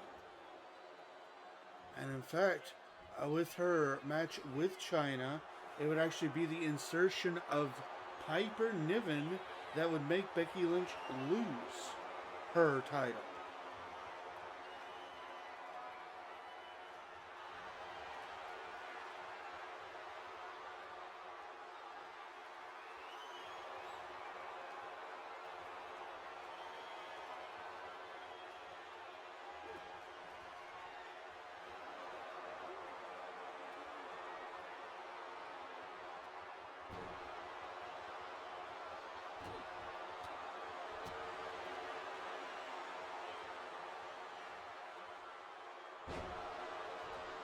Big power bomb there, trying to end this match early, but not even a 1 count.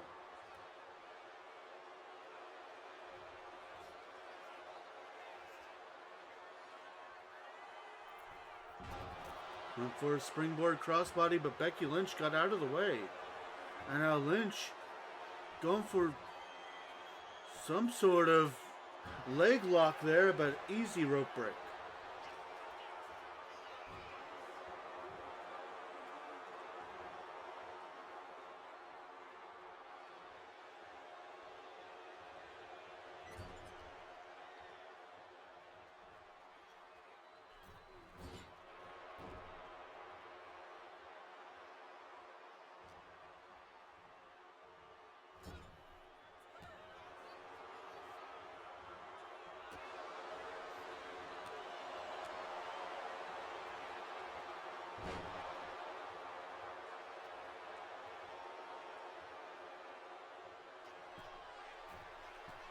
And now this match spilling here to the outside of the ring.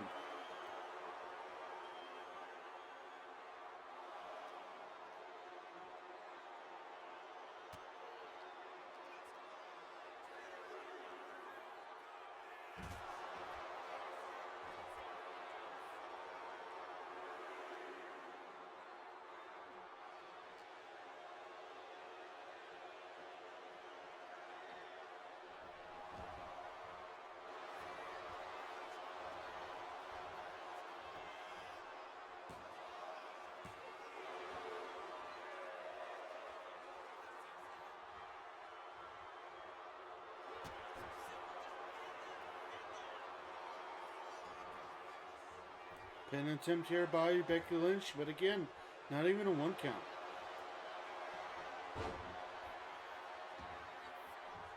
And Becky into the disarm her, but Jade again way too close to the ropes.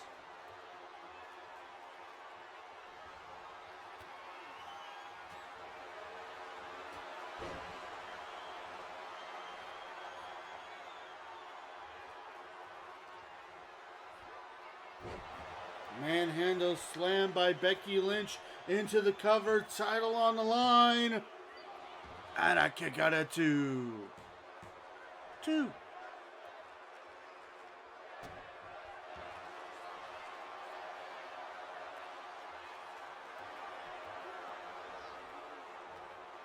Jade able to get out of a submission attempt, and now Cargo trying for a power bomb, but Lynch able to get out of it.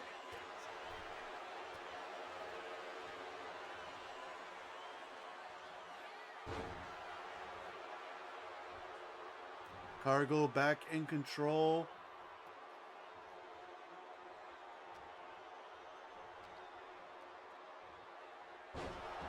Massive choke slam by Jade into the cover. And it's still not enough. Kick out at 2.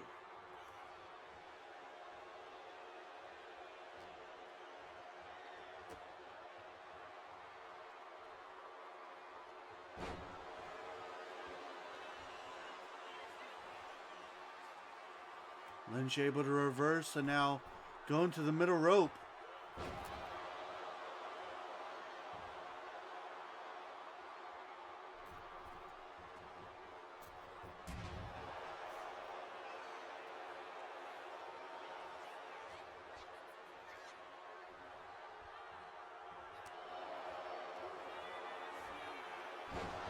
A second manhandle slam into the cover, title on the line. And again, a kick out of 2.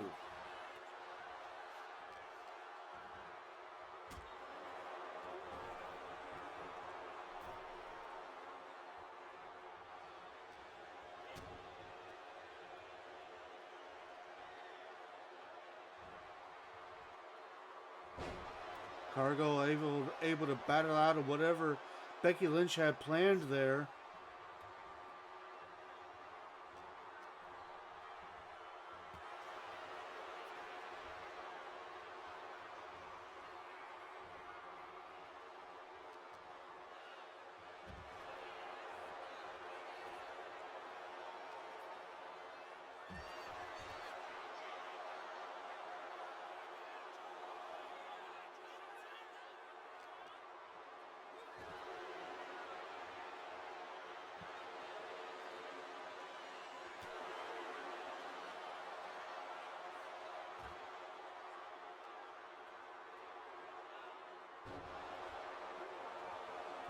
Choke slam on the hardest part of the ring.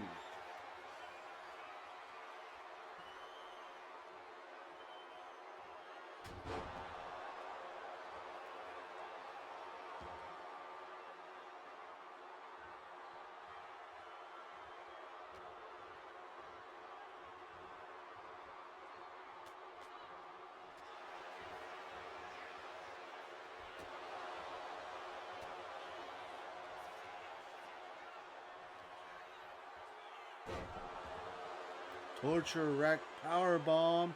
Cargo showing off her massive strength here.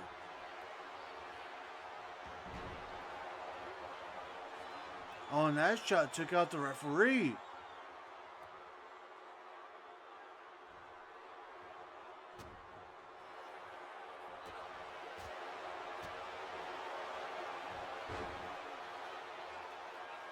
Armbar cinched in, but the referee's out.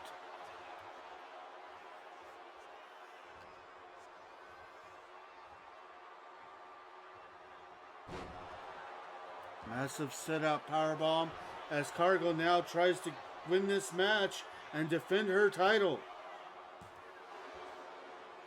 And Becky Lynch still able to get the shoulder up.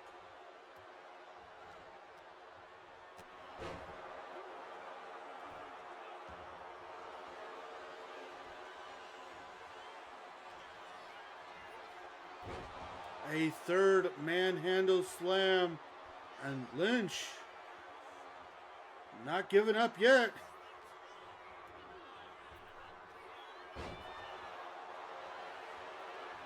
A little bit of extra zip with that hip toss, and there it is.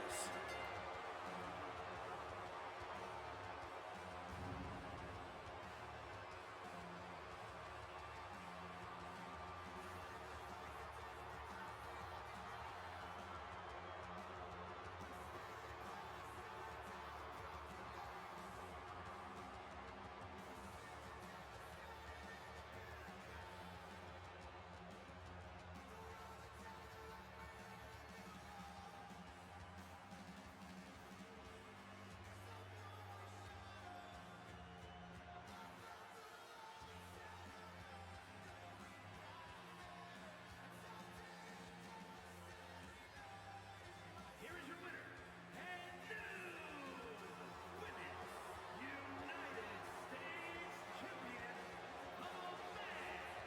Becky Lynch. And on this night, Becky Lynch emerges victorious.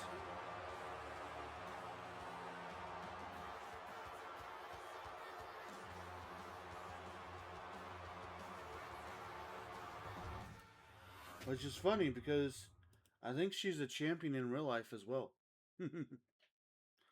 Well, ladies and gentlemen, we are now only 3 matches away before we're saying goodnight. Coming up next, perhaps the biggest United States Championship match we've ever had. Damian Priest defends against Bray Wyatt, which of course the story being as it always has been. Bray Wyatt is a former heavyweight champion, Intercontinental champion, Pure Honor champion, men's tag team champion. The only RWF belt that he has not won is the United States Championship. If Bray Wyatt wins here tonight, he will make history by becoming the first man to become a Grand Slam champion here in RWF. Standing in his way, though, is Damian Priest, a man who entered a 16-man tournament to crown a brand new United States champion, and he walked out with that title.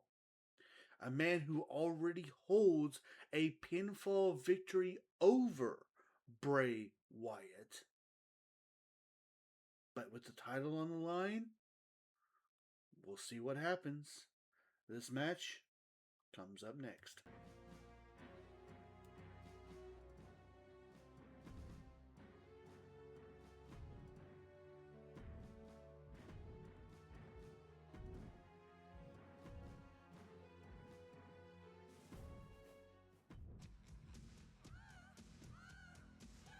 Think I'm cute. I know I'm sexy. I've got the looks that drives a girl wild. I've got the moves that really move. I said chill up and down their spine. I'm just a sexy boy.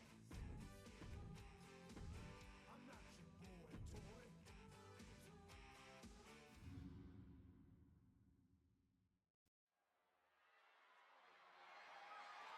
The following contest is scheduled for one fall and is for the United States Championship.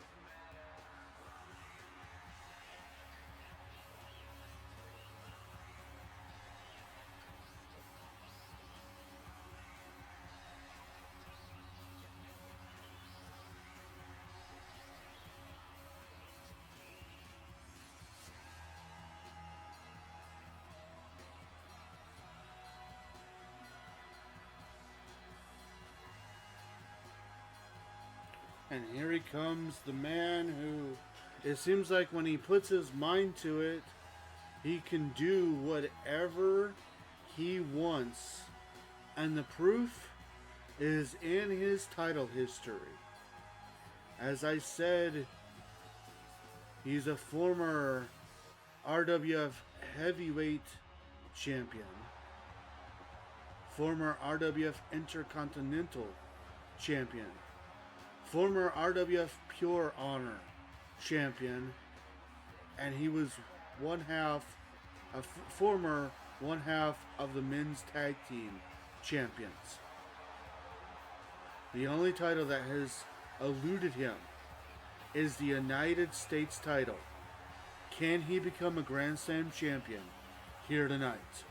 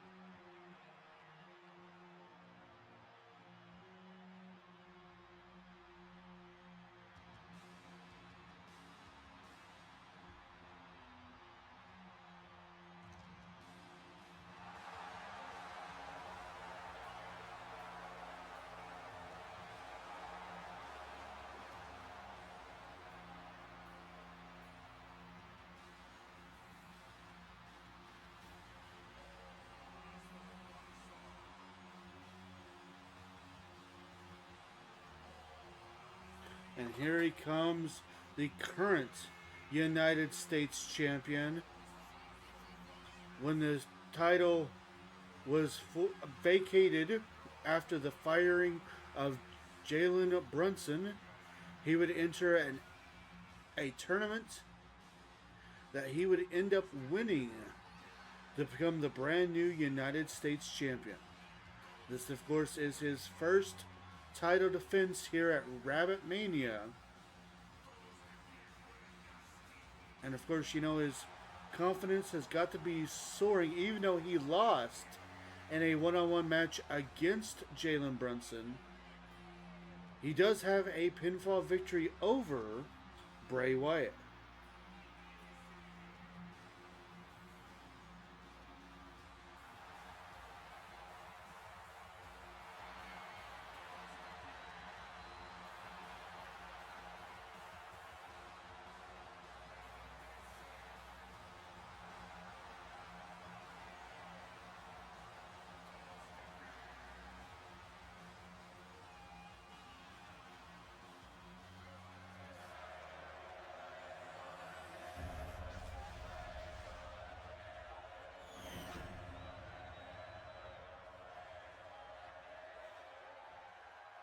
Introducing the challenger from parts unknown, weighing in at 285 pounds, Bray Wyatt!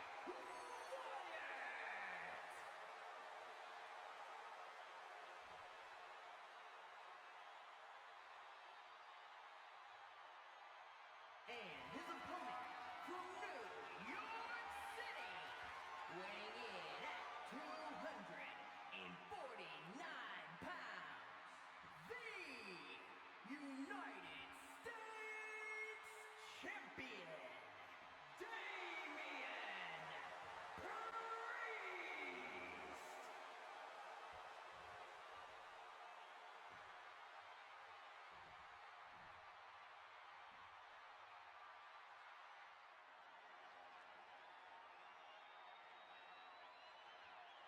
And here we go. And now it should be noted that Bray Wyatt can't use any of his mind games of other personalities and stuff.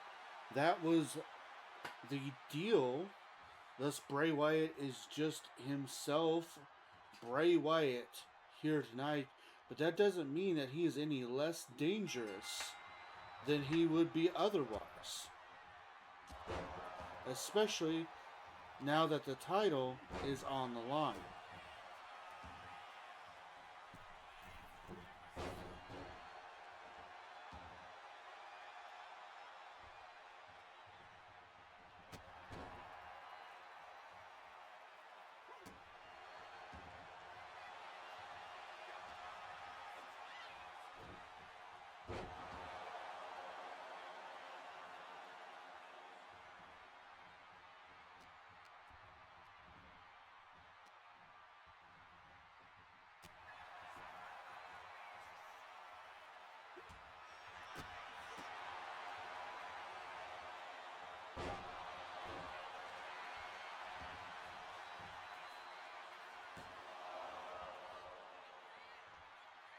Priest trying to get an early victory here.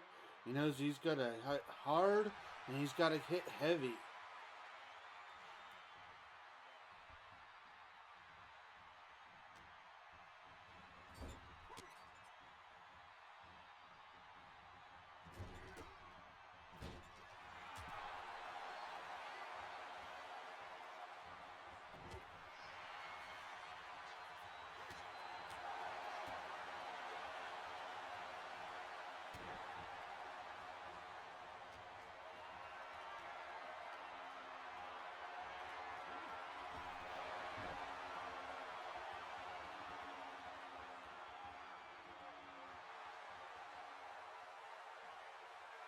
And the straps are coming down. Priest says it's time to get serious. Looking for the South of Heaven chokes.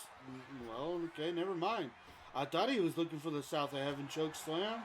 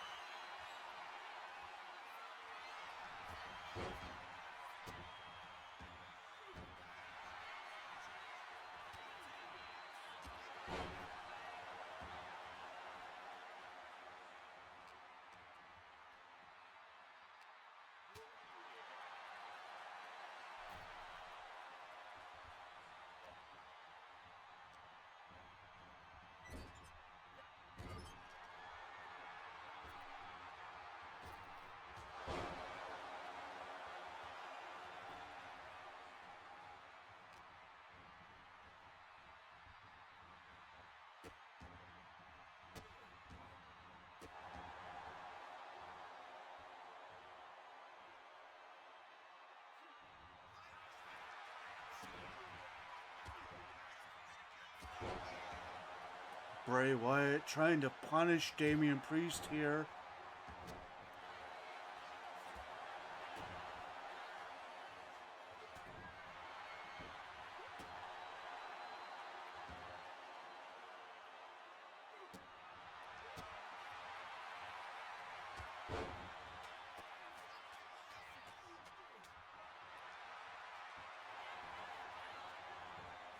Pinfall attempt. Only in one count.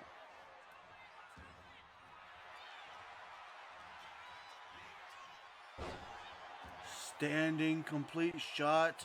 It looks like that took it out of both men.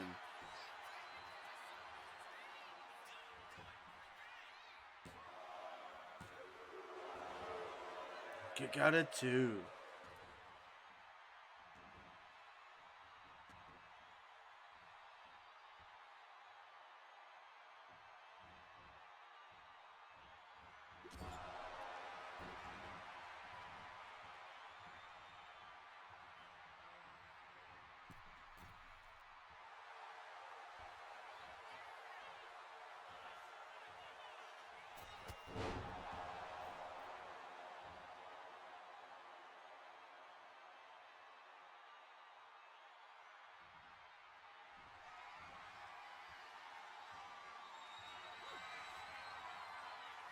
And now Damian Priest looking for the Razor's Edge.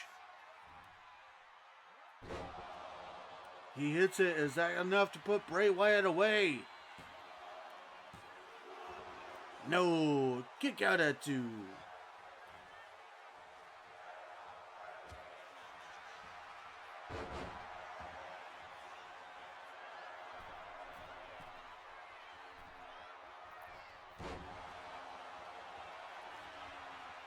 Big diving senton from the top rope into a cover. Kick out at 2.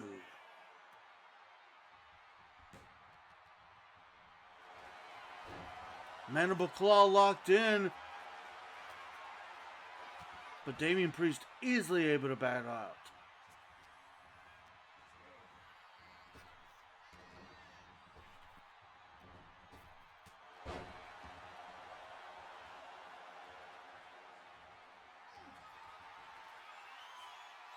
Looking for a second Razor's Edge.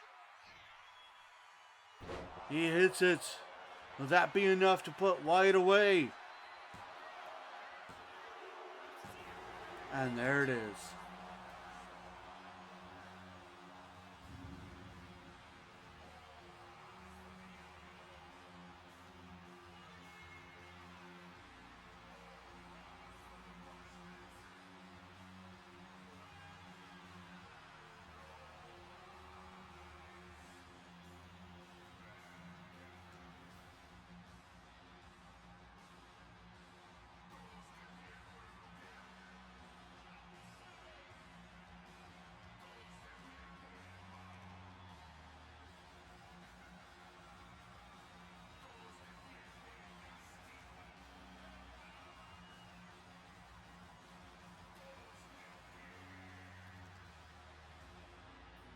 Here is your winner, and still the United States Champion, Damian Priest.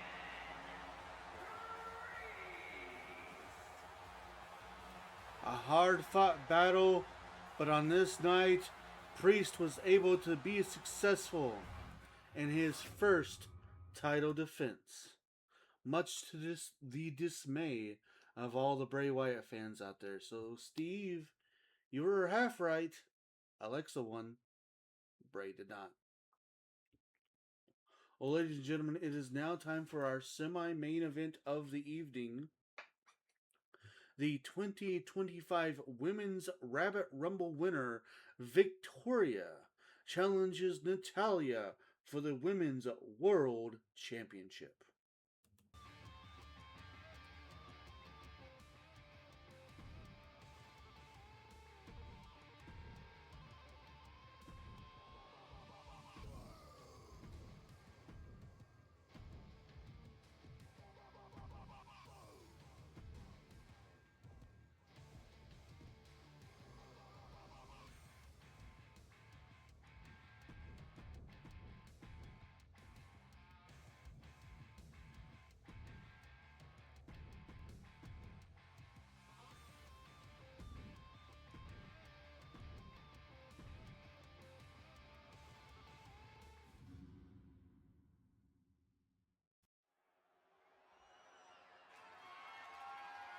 contest is scheduled for one fall and is for the Women's World Championship.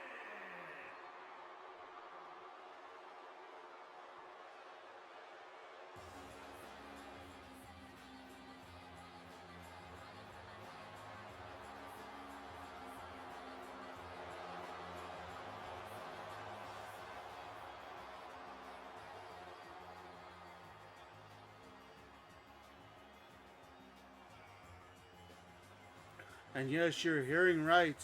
They actually gave her her right song in 2K26.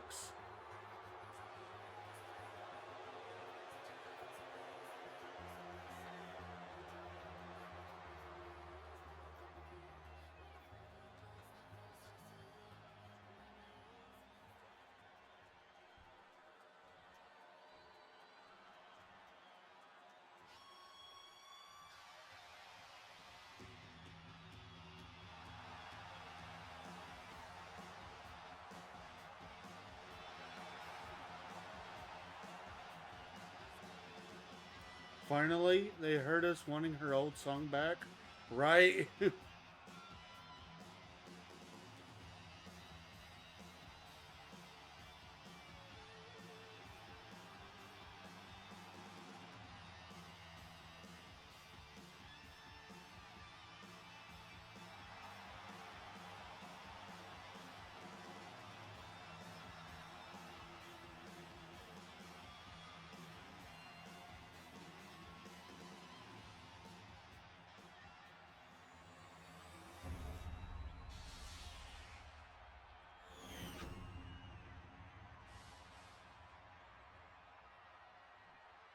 Introducing the challenger from Los Angeles, California, Victoria!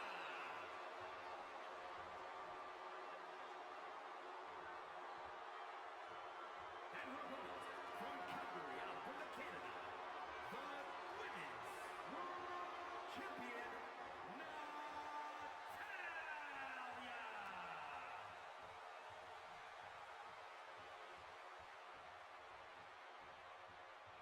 And yes, you'll notice that the Women's World Championship has been completely redesigned. The women have spoken. They were tired of the Heart belt, feeling that it was too derogatory towards the women.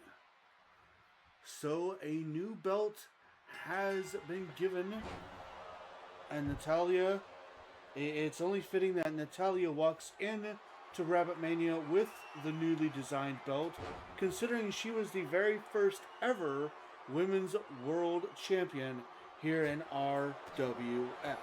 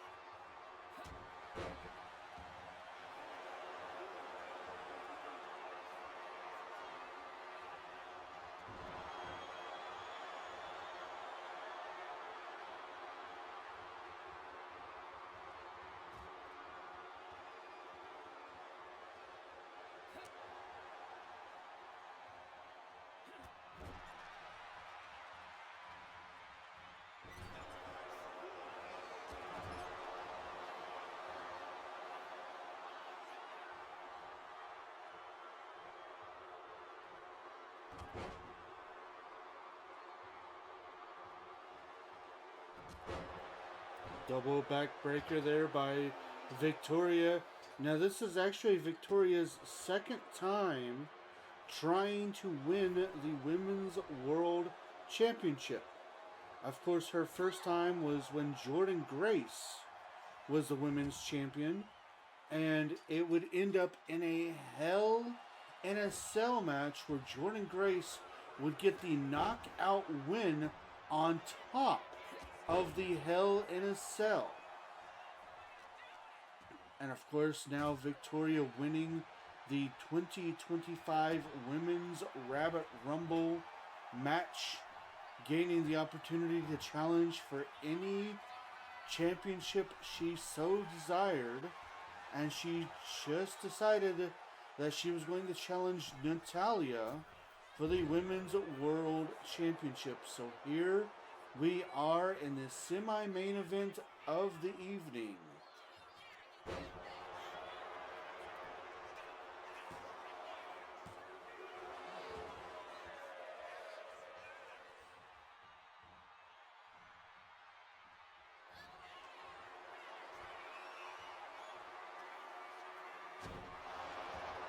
Widow's Peak into a cover. Title on the line. And a kick out at 2.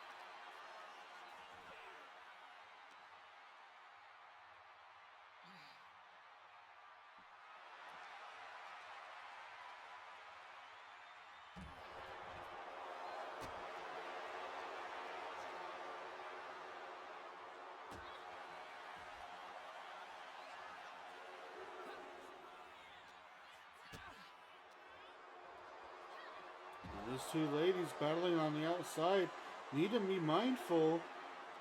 The count already started.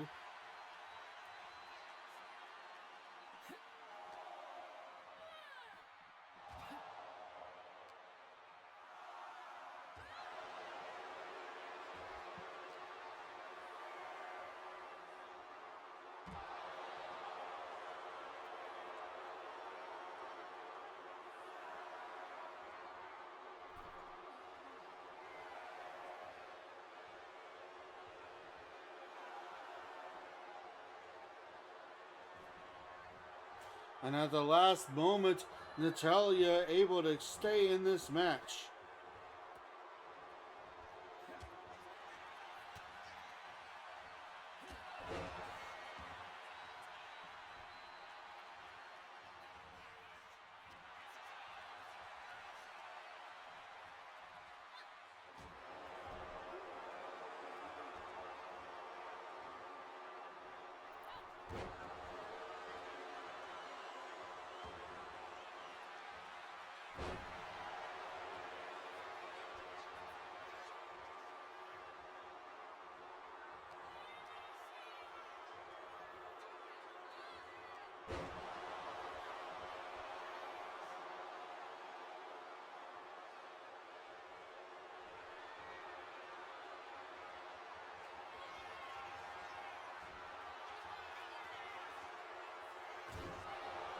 A second Widow's Peak into the cover, title on the line.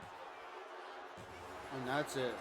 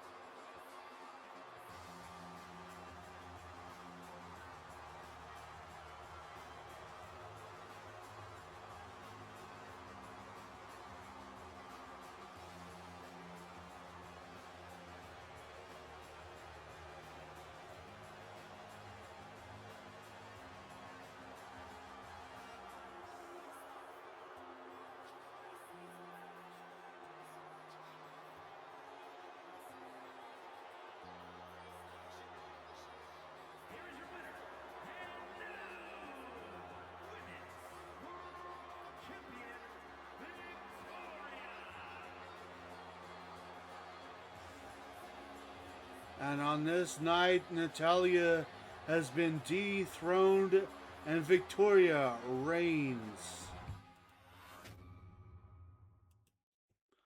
Well, ladies and gentlemen, it is now time for our main event, and while the match was going, I have been given instruction to let everyone know now that Triple H is in control. He's already making his first little bit of change.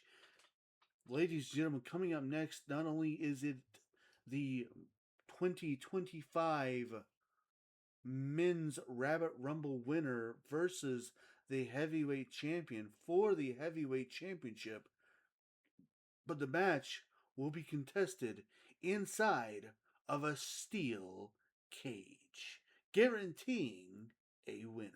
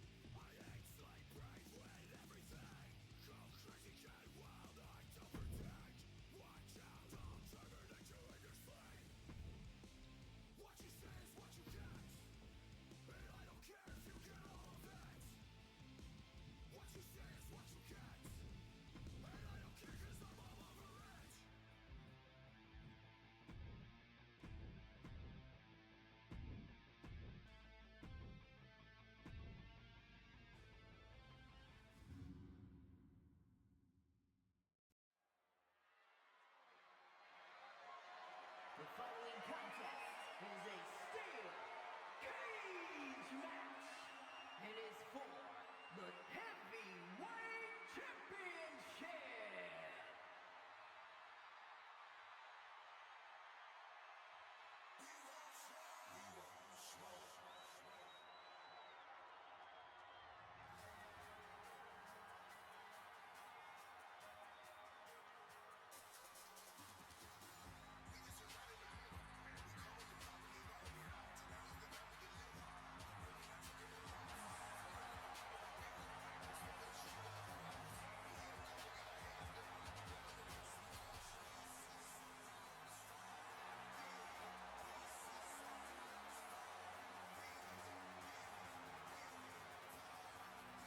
How did I just now notice it's in Tampa, right?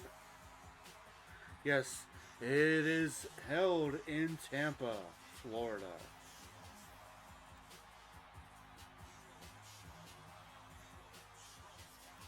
Ford main eventing. Yes, sirree. So crazy. I know, right? Ford main eventing. Tyler Bate main eventing. These two fighting for the heavyweight championship. It's all crazy, and I love it.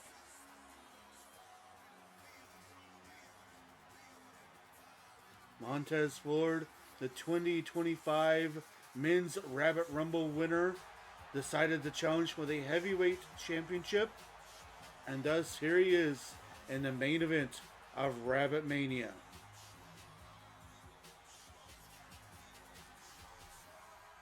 Another reason RWF is on top.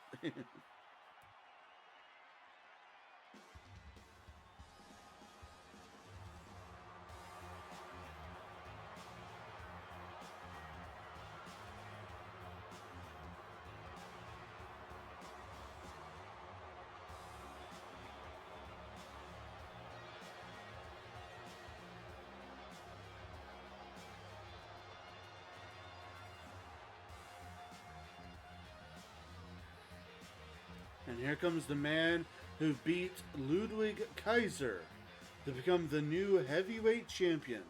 This will be his first title defense here tonight. His tag team partner earlier tonight able to win the Intercontinental Championship. It'll be interesting if he wins. If he defends here tonight, then the New Catch Republic will both be singles champions.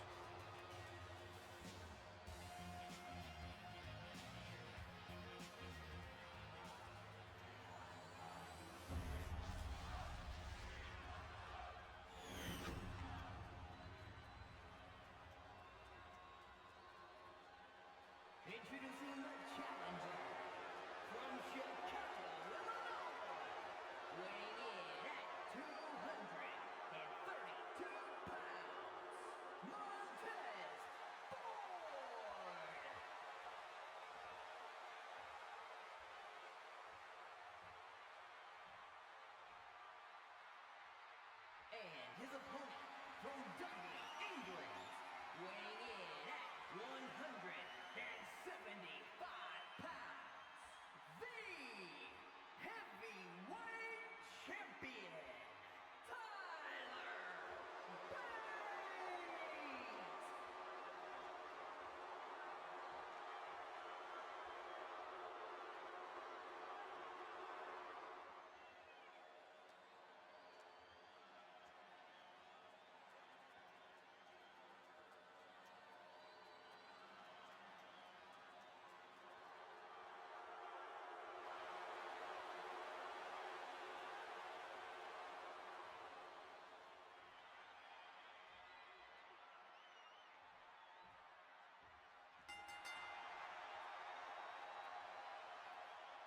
And as this match gets started here, yes, you do see that correctly. It is a steel cage wrapped around the ring. So that basically means that you don't have to worry about disqualifications or rope breaks or ring countouts or any kind of draw. This match can be won by pinfall, submission, or escaping the cage. Whoever is able to do that will leave as heavyweight champion.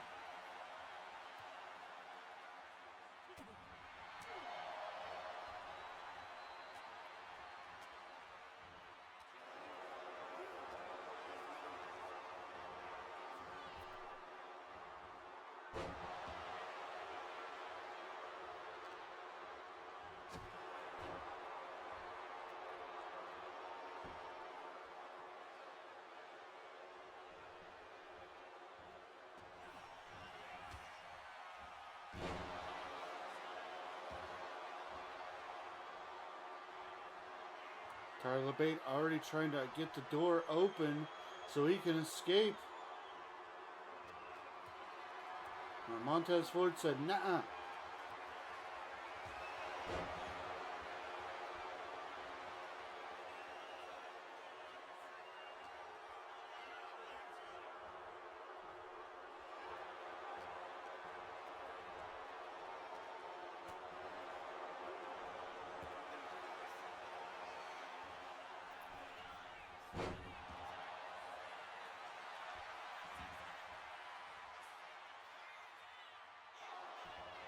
Pinfall attempt, but not even a 1 count.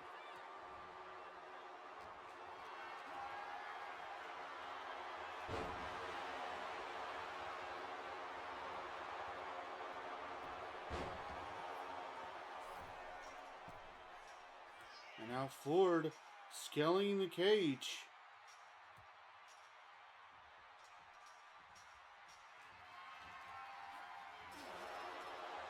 But Tyler Bate stops him in mid-climb.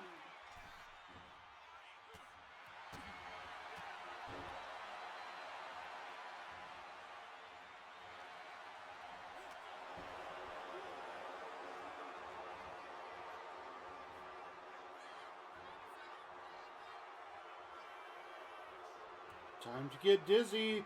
It's the airplane spin by Tyler Bate.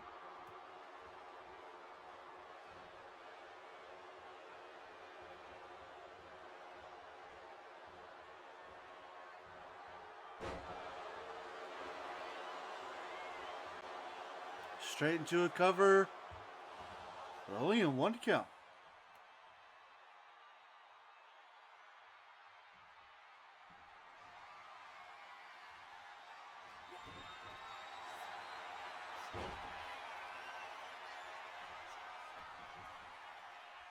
Montez Ford able to get into a submission hold, but Tyler Bate easily able to get out of it.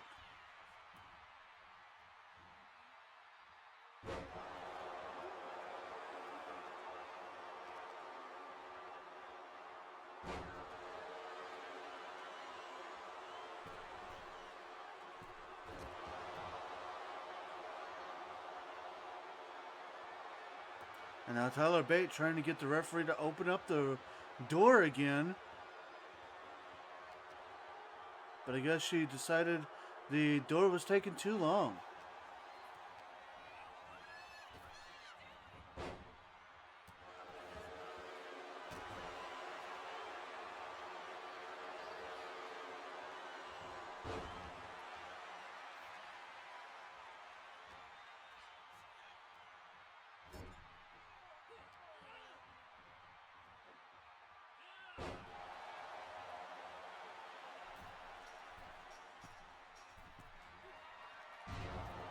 Frog splash from the top rope into the cover. Title on the line. Kick out at 1.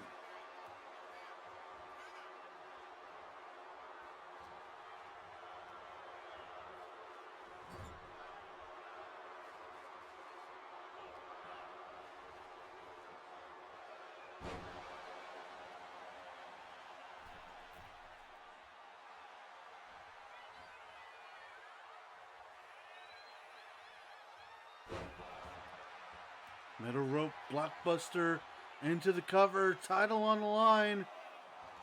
And again, a kick out at 1.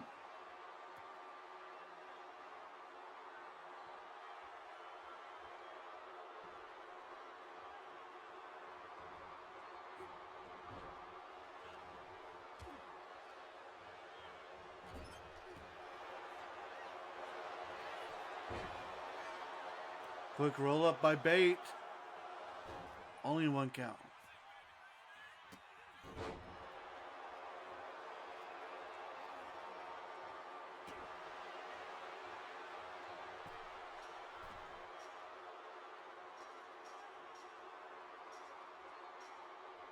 And now Tyler Bate attempting to scale the cage.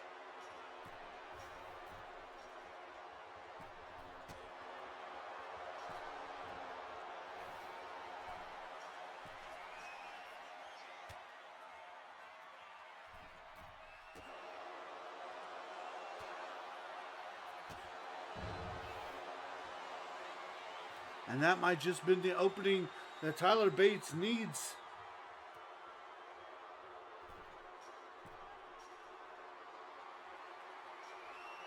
And ladies and gentlemen, that is it.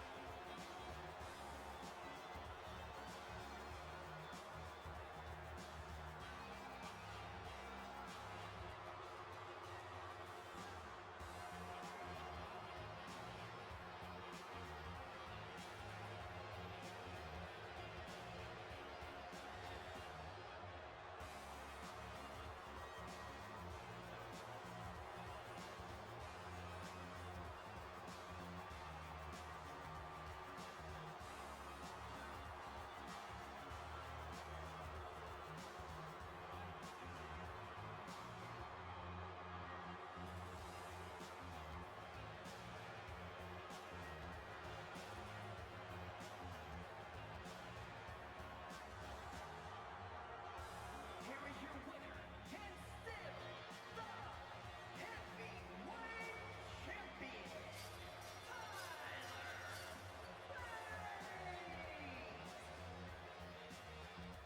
And there you have it, ladies and gentlemen. To end out RabitMania, Tyler Bate continues to be our heavyweight champion.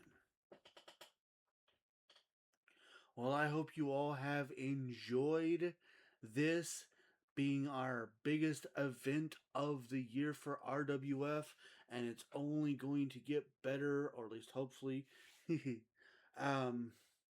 Yeah, we should be live again this coming Sunday with Pokemon Let's Go Pikachu, and what may be perhaps the last episode of Let's Go Pikachu. We'll start at 7 p.m. Central Time, as always. And of course, next week we will begin our road to. Actually, let me remind myself. After Rabbit. Carrot Cash is next. So we'll begin our road to Carrot Cash. And the first RWF regular episode in the brand spanking new RWF Arena for 2K26. So I hope you guys will join me for all of that. For tonight, we're going to go ahead and get into our commands, and then I'm going to let you guys go for the evening. As always, we are sponsored by our Lord and Savior, Jesus Christ. He has blessed both me and my wife extremely greatly. We want to make sure that we return his blessings by giving him all the honor, glory, credit, and praise that he rightfully deserves. We also want to say a huge thank you. Thank you to everybody that joined me today. It means so much to me that you guys take time out of your busy days to come and hang out with me. Of course, a huge thank you also goes to our subscriber and amazing friend, Kung Fu Cobra, as well as his awesome wife, Kung Fu Candy. My hashtag wonderful wife, Firebird 10, and of course our other friends Sean, Steve, and Danny, as well as the two digital artists responsible for our artwork, Amon Wolf of CNH Podcast and Z Fire Incorporated. Thank you all so much for everything. Discord. We have one of those. If you've not joined our Discord and you would like to, feel free to grab that link right there and come join us. We've got tons of chat rooms. That's where important announcements are announced, decisions are decided, discussions are discussed, wrestling results are resulted, chats are chatted, and honestly, we just love to have you there. Another place that we'd love to have you is over on YouTube. If you'd like to check out our past live streams or highlight videos, you can grab that link right there and come join us. Now, since it is all free and it's another way to help support the stream, I do ask if you don't mind, give the YouTube channel a subscribe, give it that bell icon a click, give the videos a like, and give the videos a comment because comments are good for the YouTube algorithm. You can also find us over on TikTok, where we just post highlight videos. So if that's what you're interested in, feel free to go over there and grab that link to do so. Again, while you're over there, since it's all free, if you don't mind, give the channel a follow, give the videos a heart, and give them a comment because comments are also good for the TikTok algorithm. Last but certainly not least are ways to help support the stream right here, right now, if you would like to do so. Always keep in mind that nothing is ever required, but everything is very much appreciated. With that, more information on how you can help the stream is in the chat, so feel free to read that at your leisure, and remember to do only what you're able and comfortable with doing. With that, for tonight, I am JRabbit87, and I hope you all have a very, very good night.